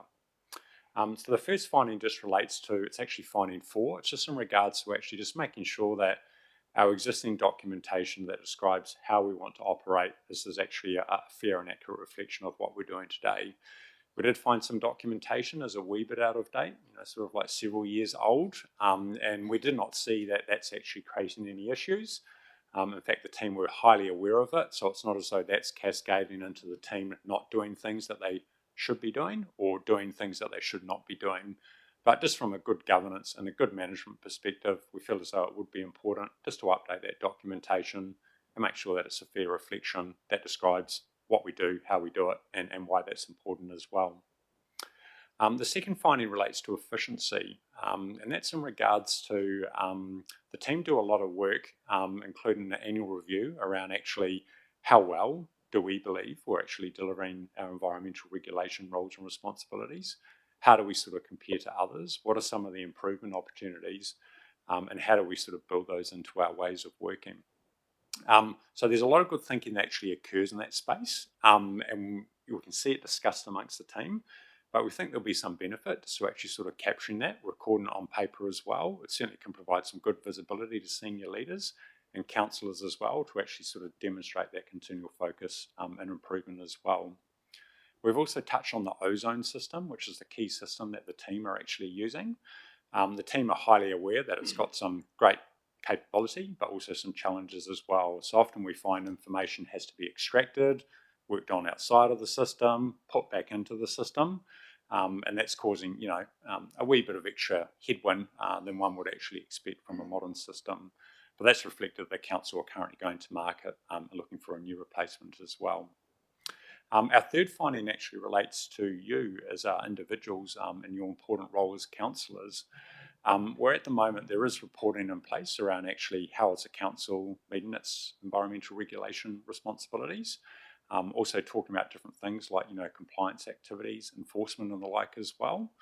And actually there's a wealth of information that the team are actually sort of collecting themselves and also sort of sharing with senior leaders within the council as well. But we feel as though, particularly with the upcoming elections, that the new councillors, it could be a useful discussion to understand, well, how well is this reporting giving you insights, trust and confidence and visibility about how we're doing, how well we're doing, and actually what are those opportunities to improve as well, particularly around sort of some of those areas when it comes to sort of like the lower or moderate risk projects and sort of the monitoring in place. Because at the moment, the LTP only requires measures around the actual monitoring of those higher risk projects as well. But we appreciate for the council this is quite important, and obviously reflecting on prior risk appetite conversations, some councillors may want to get a bit of visibility about what are we doing to monitor those more medium and lower risk projects as well. But yeah, that feels like that could sort of tie in quite nicely with the action coming out of the last meeting. Just understanding our risk appetite there, and then how we can use a lot of existing information we have to give you that visibility and confidence as well. Probably the most important finding, although we've rated it as like some concerns, relates to, I guess, how well are we actually bringing our Te Tiriti commitments to life as well. So we've shared several things within there, but broadly talking through those, that from a consenting process, a lot of great engagement, a lot of clear demonstration about how we're bringing that to life and how we're sort of partnering in the consenting process and getting feedback. There is recognition, though, that some more work is required, particularly around the sort of like the compliance, the monitoring and the enforcement as well. And as we've worked through with the team in terms of sort of actually understanding where that's at, we understand that they have done quite a lot of work in terms of attempting to sort of partner and engage. But sort of some of the initial feedback is that there's sort of limited capacity that iwi may have for that.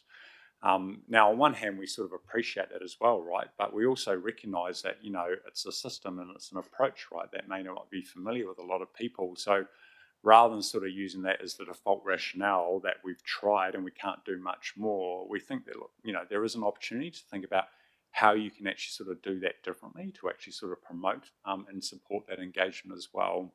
So there's something in there that we want to see around actually refreshing the strategy and the approaches, some fresh thinking about how we can sort of enable that engagement through our compliance, monitoring and enforcement as well.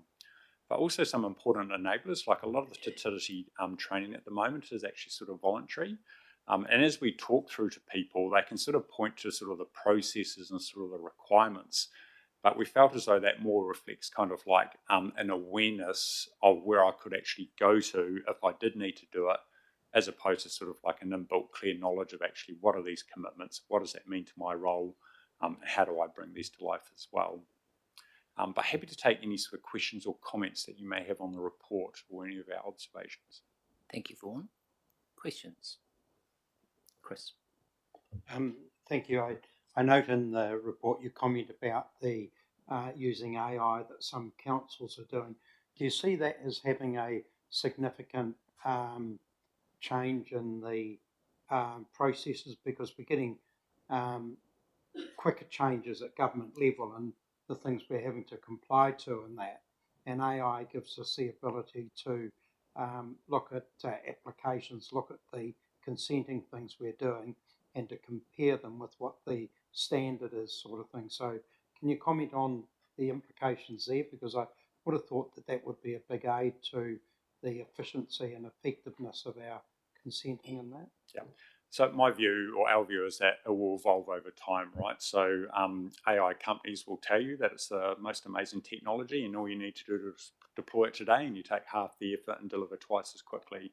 But our experience is that these things sort of evolve. So actually the team have actually connected with some of the other councils, say for example Hutt City Council, where they are using AI for their building consenting in terms of actually doing an initial scan of all the documentation that's actually provided to say, actually, is that correct? Do we have everything we need, or do we need to go back?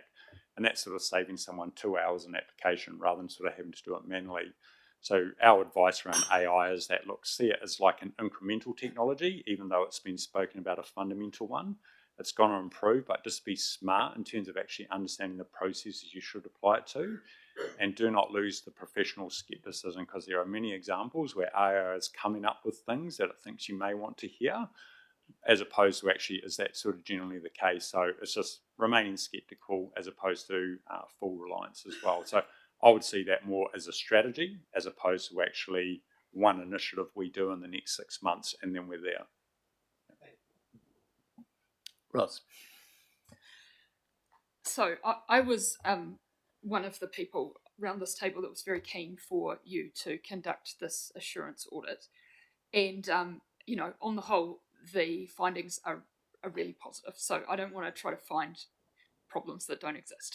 But there were a couple of things that I was hoping to find out as a result of this, and I don't feel like I've got the guts in front of me. So one of the particular ones which you just spoke about in your wee introduction was what is being classified as high risk versus medium or lower risk, and what are we, and as those classifications have different monitoring and compliance implications, are we allowing, and which you also note in here somewhere, that the capacity to classify things as high risk is resource driven. We only have so much funding, so we have to tailor it towards the high risk things. But my concern is that with the medium and the low risk, that our light touch is allowing things to slip through the gaps. And I really wanted to get a picture of whether that is happening or not. And I didn't feel I got that. In fact, the summary findings are no findings noted. So I don't feel like I've got that assurance. And then when it delves into the information needs of councillors, which elected members did you speak to? Okay, so if I touch on the first point, so the council have very defined criteria about how do we go about assessing the risk of these different projects as well. So that's quite well defined, and we saw that there was consistent evidence about how that's actually applied to actually assess the risk of each project. We did not see any evidence to say we can only have 5 high-risk projects in any particular point in time, so therefore we've got to push these ones down to sort of medium and low. So there's confidence that we've seen in the processes and controls about how that brings that to life. I think the next point from there, though, is that obviously there's clear mechanisms in place about how do we as a council fundamentally agree about the monitoring processes we have in place for high, medium and low risk projects. Once again, as we work through those particular examples, we saw how that was sort of actually coming to life. And to your point, the council, the team are always looking at opportunities to say, how can we be smarter in terms of our monitoring without sort of, cutting our scope? Are there more smarter, more efficient ways to actually do it? So that's why we don't have any findings in that space, because we could see it's very well defined and we could see consistent evidence of it coming to life. I think to your point, though, it's absolutely tied into that risk appetite statement where there is visibility that you receive around the monitoring of the high-risk projects. But when you look at the council's risk appetite, based on what we saw at the particular point in time, we're still being worked through, that there was a lower risk appetite around environmental issues. So that would then suggest itself to say, actually, are we getting the coverage of the monitoring reporting that we actually need? Do we need to dive deeper into the mediums or potentially the lows to actually, A, as councillors get confidence, we know that our monitoring processes are always working, and B, we actually have visibility in those, into those as well. So I think that's all tied back into that risk appetite conversation, and then the team working with you to actually understand what changes do we need to make to our current reporting requirements, so you can have that visibility and you can have that ongoing confidence that things are working. And I would feel like, so there's one, I guess I've outlined my concern. Is there stuff going on in the medium and low risk that we just have no idea about and it's going to blow up in our face? But then further to that, as an elected member, I don't feel like we get any reporting. Now, you've highlighted some that we get as part of the LTP process. Yes. But, that's not actually delving into. I couldn't even tell you what types of projects, what the traits of projects that are classified as high risk are, and how many are falling into that category. And if we had $1 million more, what would we do with it? Would that allow us to look at some more of the medium risk projects, and would that affect our ability to do our job? Like, none of these questions are reported against anywhere.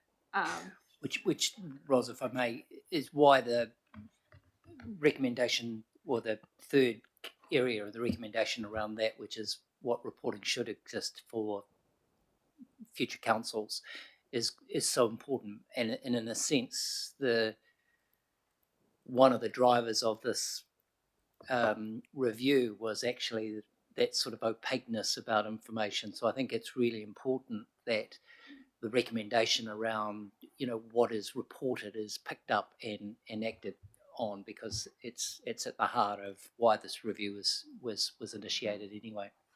And you also highlighted public concern being something that might be needing to take into the risk considerations. Again, we get asked for information, and not only do we don't have it. Now, that may be entirely appropriate. I'm not going to fight on that, but the fact that we don't even know that we don't even know what we don't know is a concern of mine in this space. It's just a complete black box that goes on completely, and we're completely oblivious to what happens in that black box, how that black box is funding, whether that funding is sufficient.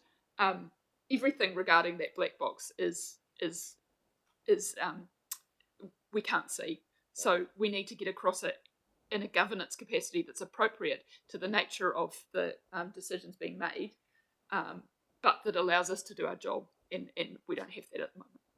And the positive thing is that all the information, all those things that you sort of question and inquire, right, actually stuff that the team are already preparing. It's actually available to senior leaders and the like as well.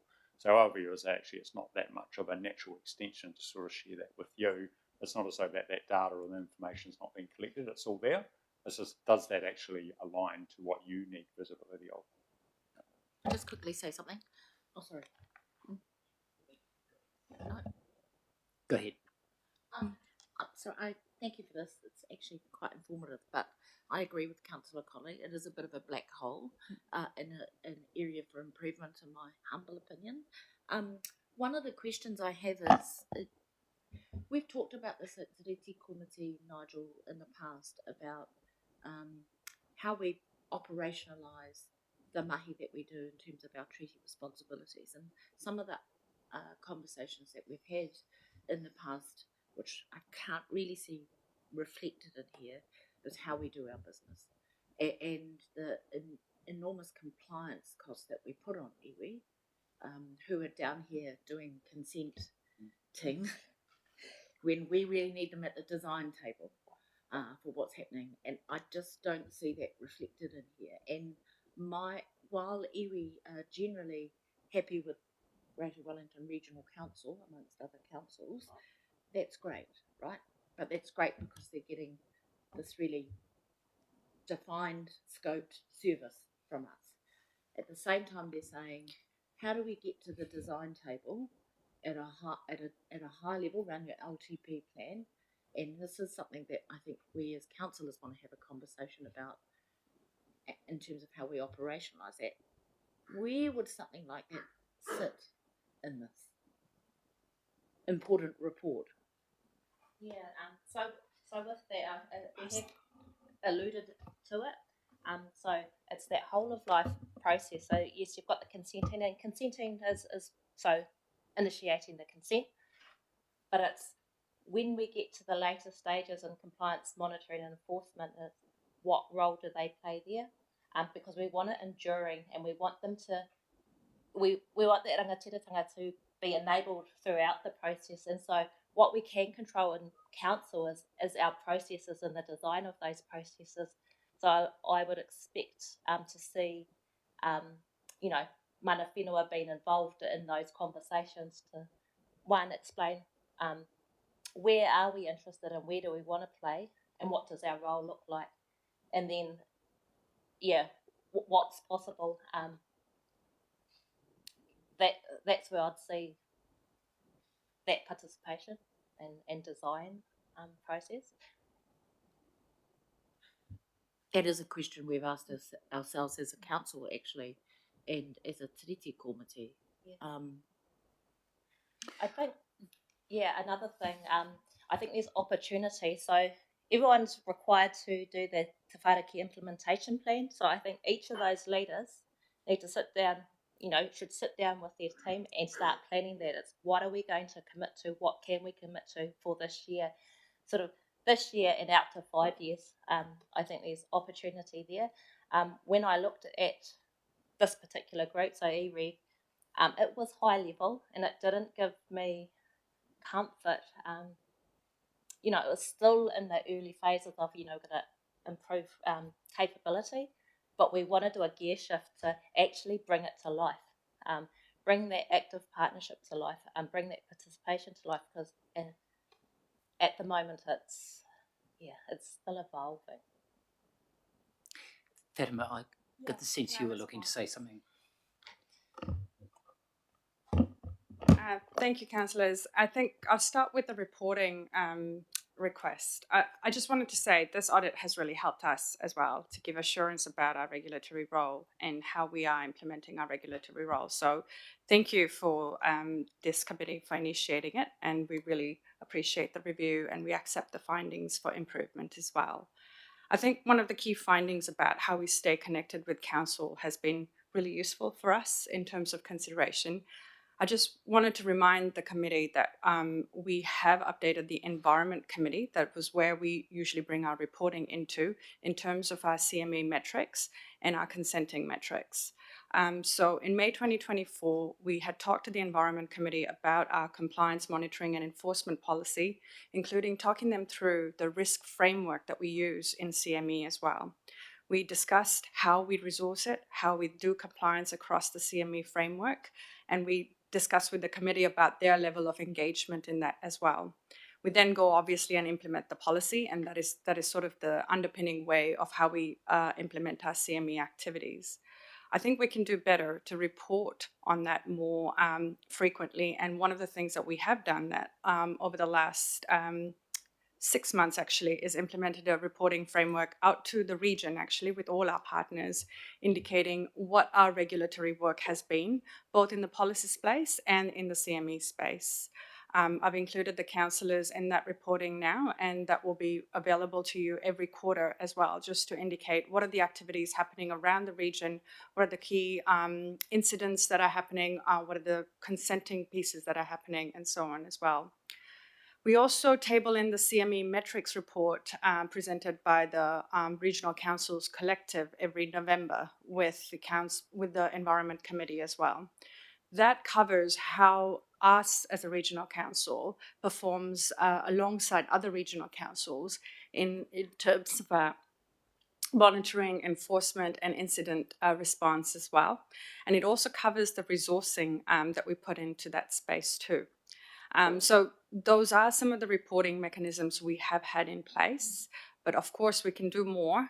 And as part of inducting the new council, we now have a session around, under the operational governance areas around environmental regulation and the role of the new council in environmental regulation. And this is the first time we've managed to get that into the induction package. So we're very keen to talk with the new council about what sort of reporting they want to see, what sort of visibility they want to see across the CME metrics as well. So that's just in terms of the reporting side. In terms of the tiriti obligations, I think in the CME space, we've been working with our Te Unga Whiriwhiri and Tūhonohono managers. So with the environment group, the way we work with our mana whenua partners in terms of the work that comes sort of to where we work together is through our kaupapa investment agreements. And at Te Tiriti Committee next week, there will be a paper that describes the detail of those kaupapa investment agreements. For 24-25, the year that's just gone past, we actually invested to have workshops with our mana whenua partners about how they want to engage in CME. So we actually put investment towards this to bring our mana whenua partners to the table based on their need and their priority of wanting to have those discussions. So we've had those discussions with 4 of our mana whenua partners, and they've indicated to us at what level, what are the areas of interest for them, what are the risk areas that they want more monitoring on. So we've started that conversation already, and into this financial year, we've invested further to have those discussions with them as well. So that's just to cover how we work with them at the CME level. Thanks, Fatima. We're both desperate to out. So, in those conversations with 4 of your partners, are there any differences amongst them in terms of what they regard as monitoring? And it usually comes to the issues that are relevant in their whaitua. So when you think about the Porirua catchment, the harbour and sediment is a big consideration for Ngāti Toa, for example. And if you're having the conversation with Rangitane out in the Wairapa, the considerations of what needs to be monitored would be different as well. So it does come down to place-based as well.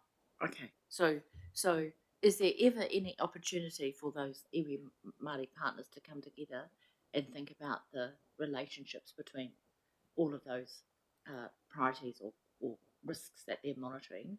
Because actually, what I don't see happening is the opportunity for that to happen amongst our iwi partners. Like, have we thought about it in a different way? And should that be something that's reflected in how we do our business going forward? And should that be something that should be in front of new councillors in the future? I get the place-based stuff. I get it. But actually, yeah, there's a kotahitanga movement happening in the world at the moment. And I just think, do we afford them that opportunity to come together and share some of the things that are happening in our place-based? Thank you, Councillor Ropata. I think that's a really good piece of feedback for us to think about how the new council wants to think about their regulatory oversight and obligations and bring our mana whenua partners in that space. So I think when our current council came together with our iwi partners, there was some considerations around how we think about revitalising Te Upukutaiao and what would a future committee around that space would look like as well. So there are opportunities in that space for us to do that, and we would want to support that as well. Thanks, Fatima. I'm conscious, folks, of the other business we've got to get through, but Ros, I think you had something else. Yeah, I just wanted to add that one of the reports that we've started getting this year that I really love, I'm not sure whether everyone gets it, but is a report of the consents that people have applied for. And it's just a table, comes out once a week, and it says so-and-so's applied for a consent on Whiteman's Road to take water, and that's all. And I look at it and just scroll through. Of course, I scroll through to see what's happening in Upper Hutt. And probably only about once every 6 weeks or 2 months do I say, hey, can I have, what does this refer to? Can you give me a little bit more information? But that's the kind of level that actually allows me to answer questions. Oh, yes, I know so-and-so's applied for that consent. And so I guess I'm looking for a little bit more of that kind of thing in the CME space. And I'm so super itching to co-design what those reports might look like, but I will leave it to the new trainee. Yeah. And as you know, I'm back. Thanks, Ros. Look, I do think, just in the interest of moving us along, firstly, I think what we have in front of us is of itself a very useful artifact. The piece of work that has been done here is on the one hand reassuring because it's answering some questions we wanted answers to, right? So it's reassuring to know that what is actually happening on the ground is sound and, and is as we would expect it to be. It's also useful that it's identified a number of areas for improvement, and Fatima team embrace that. I think very significantly, what it helps kind of surface more clearly is notwithstanding the reporting that takes place, there's sort of a shared view that actually there's an opportunity to think about what information needs to flow up to councillors in the next triennium that actually ensures that they, what is actually happening on the ground is giving them, or it's giving them the information to reassure them about that. And I think the engagement, I was sitting here thinking to myself how, and it may not be relevant for this committee, but I'm mindful that, we get our quarterly financial report, which actually gives us, in my view, a very easily read and understood kind of report on this sort of financial performance of Greater Wellington. And in the end, what I think is needed is something equivalent to that gives that same level of sort of information and comfort to councillors about the environmental regulation space. And I guess it's just a process of working through what else is needed and how it might be presented in a way that gives councillors in the next triennium the information that they need.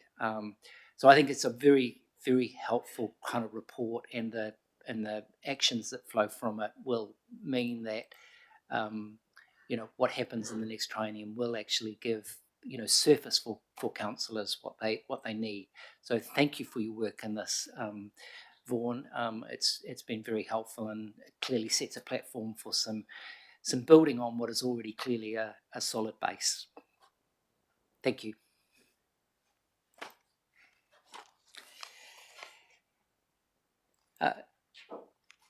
On the other side of our next item is about Great Wellington's kind of management of the consents that we have ourselves. So this is a very interesting and useful report, which I know has been asked for previously. So I'm going to hand over in the first instance to Josh.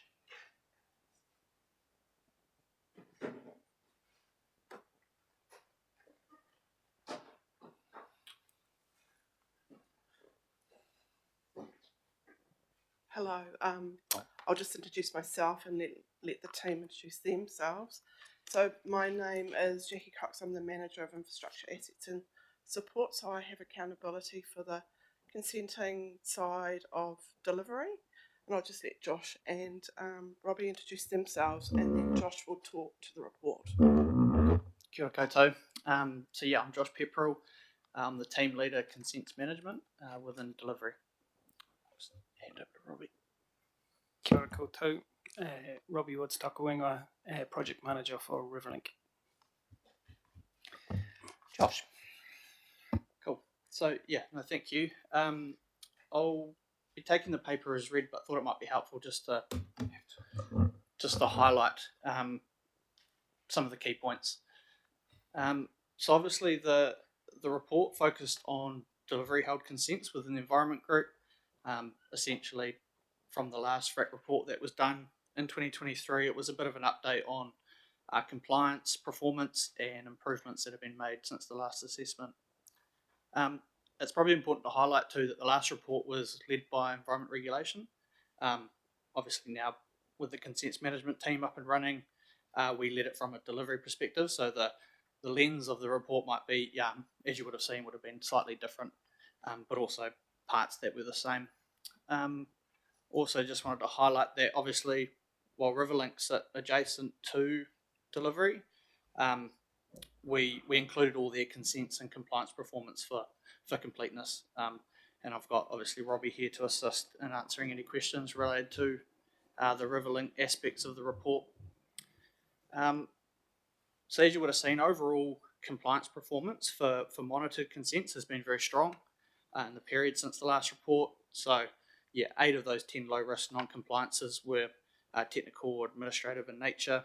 And yeah, important to highlight that there's been no formal enforcement action taken by EREG since the last report in 2023. And when I refer to formal enforcement, I'm talking your abatement notices, infringements, and prosecution. Obviously, in the report we've added in that Riverlink has had some compliance challenges more recently. Some of those investigations were ongoing at the time of writing this report, so yeah, the results of those, I suppose, weren't necessarily added at that stage. But the Riverlink team are obviously proactively managing its compliance relationship with contractors and others involved. towards the back end of the report, obviously highlighted the consents management team, which was stood up in late 2024, and we sit within the infrastructure assets and support business unit of delivery.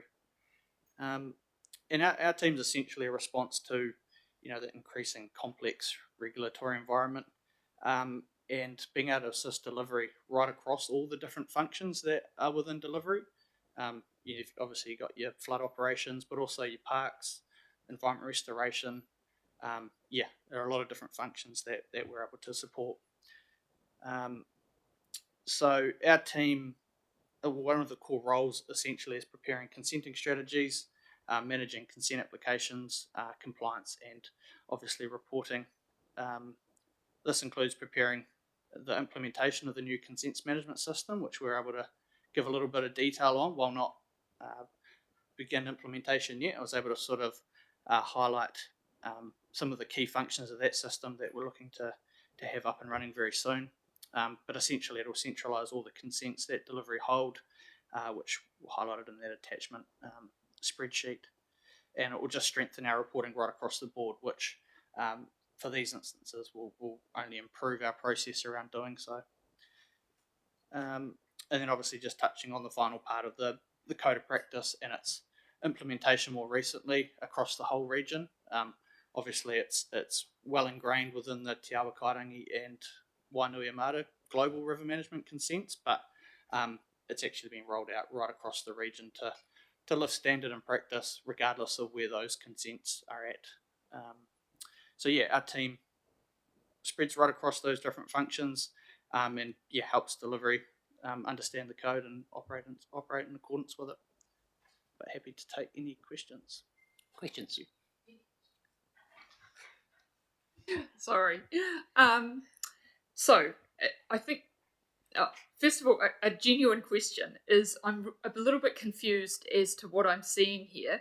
At 7, where you talk about the overview, it says delivery hold. It talks about delivery, but then it also talks about Metlink. And actually, in my request for this paper, I never just asked for delivery. I want to know our compliance status across the whole organisation, from delivery to Metlink to corporate. So I'm not quite sure how that scope has got narrowed down, but I want to see it widened out in future. So is Metlink actually in this data or not? I'm confused. Metlink's included in the data. Again, how they manage compliance with those regional consents. Obviously, we're not sure of that, and we go into a bit more detail on the actually delivery held consents. So there's quite a lot of data, quite good data, on the consents that we hold with ourselves. But what I read at paragraph 12 is essentially we hold 100 or so, 120 consents with TAs, and information on the compliance status of these consents has not been provided as we don't have the system to record and track this information. So half the picture is missing. So, and the last time a number of consents or consenting issues around consents that have fallen foul of those TAs had been brought in front of us, but they're not here today. Does that mean there aren't any, or that we just don't have that information? And when we get rid of ozone and we introduce this new system, will that change? I just don't think it's okay that we don't have any information on the compliance status of environmental consents that are held in relation to our actions at TAs. That's not okay. We need to resolve that. Josh? Yes. No. I agree with your points. I think with that, the implementation of this new system, it is the idea that those will be picked up as part of that. And I suppose the system is aiming to have all the conditions there listed, and to the relevant people at all the different levels, operational right through to our team, different triggers for reporting requirements and things like that. I suppose what probably need to go away and get a better handle on is actually, some of the requirements of those consents. Same with the regional ones. You would have seen there's a lot of consents we hold, but not obviously all of them are monitored, because some of them are culvert consents, which are granted for 35 years, and may not have a monitoring schedule associated with them, so they don't get monitored. My guess is that that would be the same for some of the TA consents as well, but yeah, noted that there will be a bunch that we need to.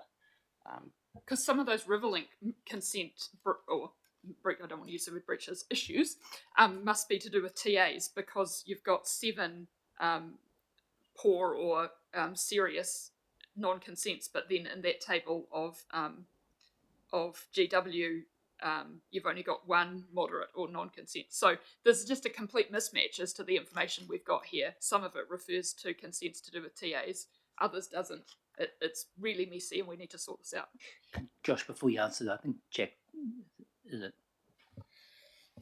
Yeah, just acknowledge your concerns, Councillor Connolly. And if you cast your mind back to 2 years ago in FRAC when you gave us this challenge, we've done work since then essentially to build up from a picture of only having ad hoc information across the board, not a comprehensive system to what we have now. So the team was only stood up at the end of last year, and they've been gathering the data. The first focus has been on the consents we hold with ourselves because of the need for us to hold credibility as a regulator. If we're not complying with our own consents, that's a bad look. So the software system that's been procured, and it's not noted in here, but it's currently looking like it'll come in 40% under budget, whole of life cost.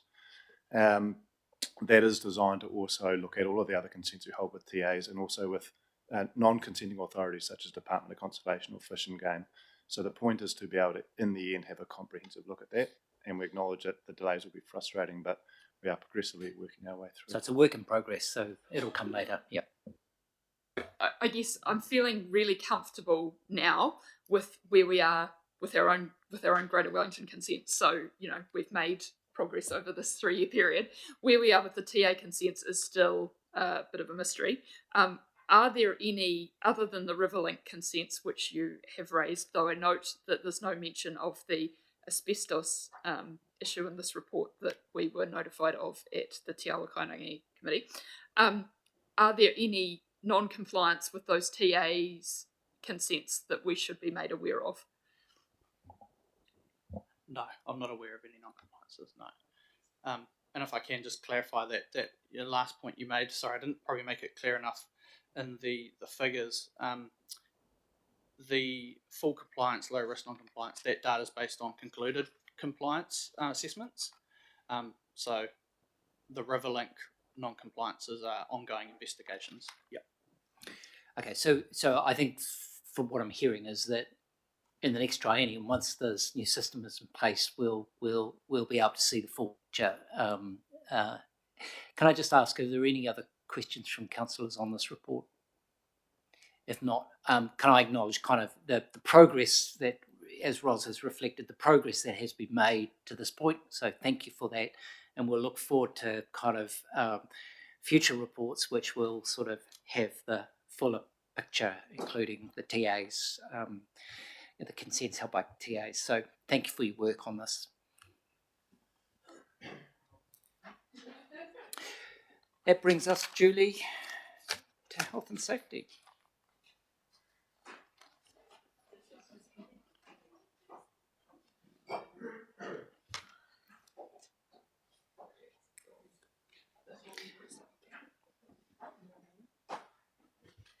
Julie, we're in your head.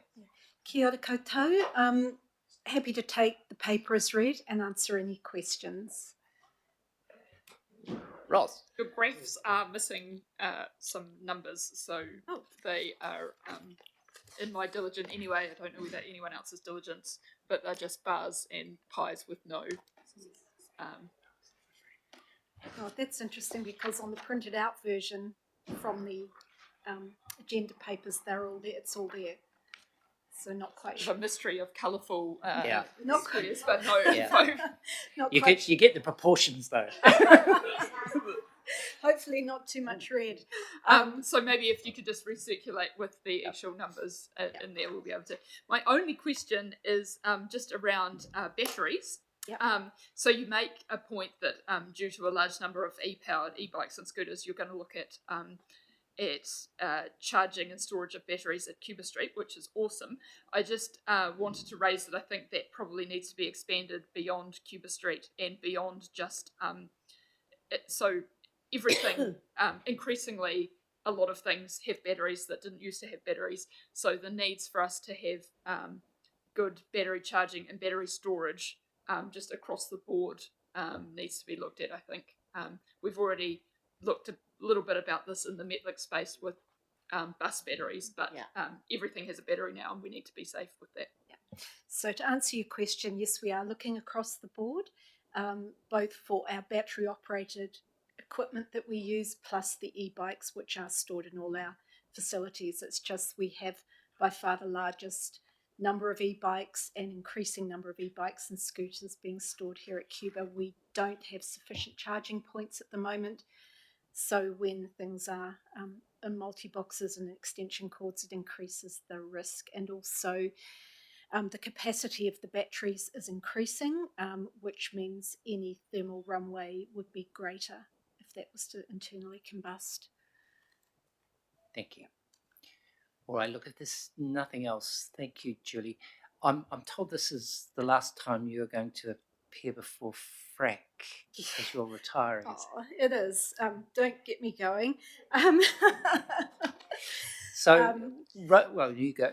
So I will be preparing your next paper because that is due. The meeting is the week after I do retire, so I will prepare your next paper, but I won't be presenting it. Well, can I acknowledge then, on behalf of this committee, the work you've done for us on health and safety? I recall probably my first meeting as the chair of FRAC in the last triennium, and you were dealing with all sorts of contractor issues. I think particularly, I'm not even sure that it was Transdev in those days, but there were all sorts of issues that I recall. And again, I reflect on the distance we have travelled in terms of health and safety, and the way in which you've given health and safety for Greater Wellington the focus that's so important, and particularly from a governance point of view, for us to have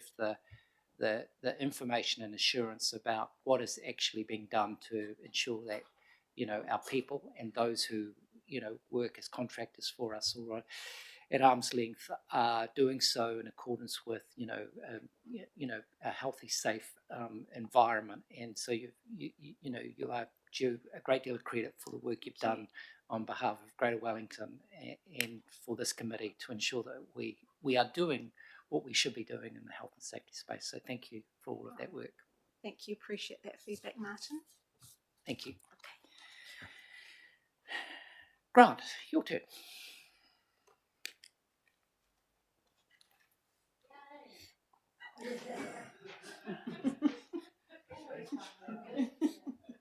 Good morning.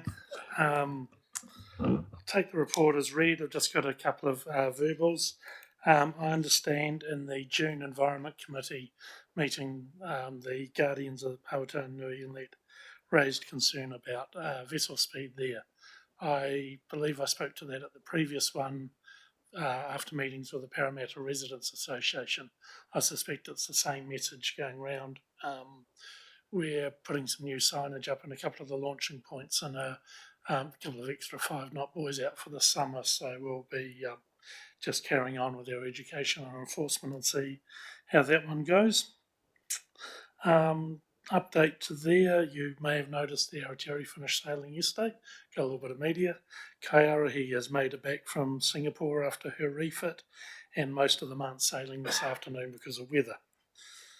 It's currently 5 degrees in Kaikoura and 50 to 60 knots at Bering Head, so not a good day to be out there.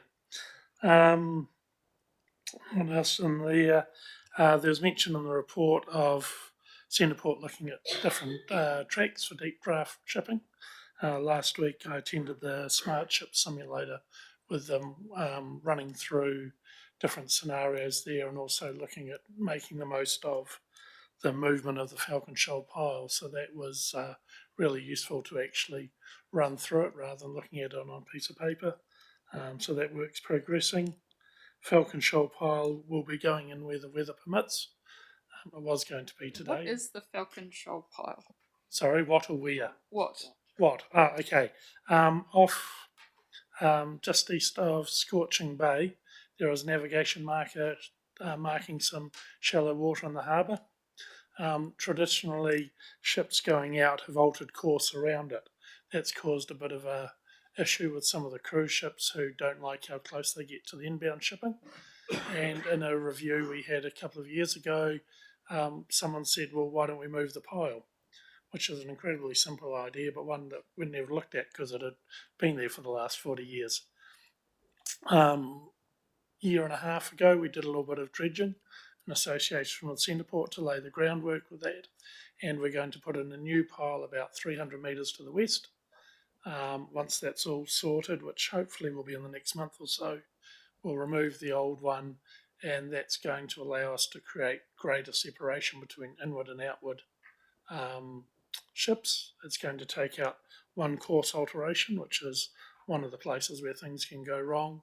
And actually, it's coincided quite well with Centreport looking at deep channel or deep draft ships because it gives them a wider area to work through. So a few things coming together after a couple of years' work on that. So yeah, any questions? Thanks, Grant, as always. Any questions? Just a little bit interested in the Oriental Bay, the new buoys you put out. Oh, the swim marks. How's it all going? I mean, because it's just amazing to see those people out in the water. No incidents or events or anything that happens. Everything okay? Relatively small. I won't say no. Occasionally we get boats in different areas and the odd near miss. The 2 marks we put out as a trial went down really well. We've got the replacements. My team have cast up some concrete blocks to put in there. Now just waiting for the weather to put the new ones out there. The swimmers seem really happy with them, and it's a bit more separation between where the boats are and where the swimmers are. So it's feeling like a reasonably positive step. Yeah. Excellent. Gardner. Thank you, Grant. We always look forward to this report. Could you tell us a little bit about the conversations you've been having with Purirua City Council around the Mana boat ramp, while before the health and safety lead changes? Yes. So no, that's still an ongoing. So this is between the bridges at Parramatta, and there's nothing new. Unfortunately, the conflict between people that want to use it as a beach and its more common use as a boat ramp. So good discussions with Purirua City Council. We're looking at a couple of options. One of them might be putting concrete pavers that you often find on boat ramps. They're not flat, they have raised corners, and they're good for tread, but they're not particularly nice to sit on or bare feet, just to sort of provide a bit more emphasis that part is where the vehicles go, because there's beaches just inside the inlet that are actually nicer than that. Also looking at a longer term option of whether there could be some launching straight into the Mana Channel on the other side of Ngāti Toa Domain, which would also need work because there you're going from a road over a sand bank, so vehicles over that is going to erode it, so that would need some sort of protection, and its space for parking and everything becomes a problem. PCC have talked about their community engagement team actually doing some work with some of the schools and the youth and see if we can find another option, but it's still a challenging area. Thanks, Grant. I did want to kind of acknowledge that I think the position you're taking on this, which is notwithstanding whatever changes to the law may occur, we still have a moral obligation to kind of ensure people are safe there. So it's not something we can just wash our hands of. If something goes wrong, it's going to get messy for a lot of people in a lot of areas, and we'd prefer that not to happen. All right. Well, thank you, Grant. Appreciate that. Well, I'd like to say, because I know some councillors are leaving, thank you for your interest and support over the last 3 years, and thank you. I know that already, yep. And good luck to the rest. All right. Thank you, Grant. That brings us then to the resolution to exclude the public. Can I, Yana's moving, seconder from Hakatea, can I put the motion? All those in favour say aye. Carried. So we just wait for a minute to ensure we're good to go.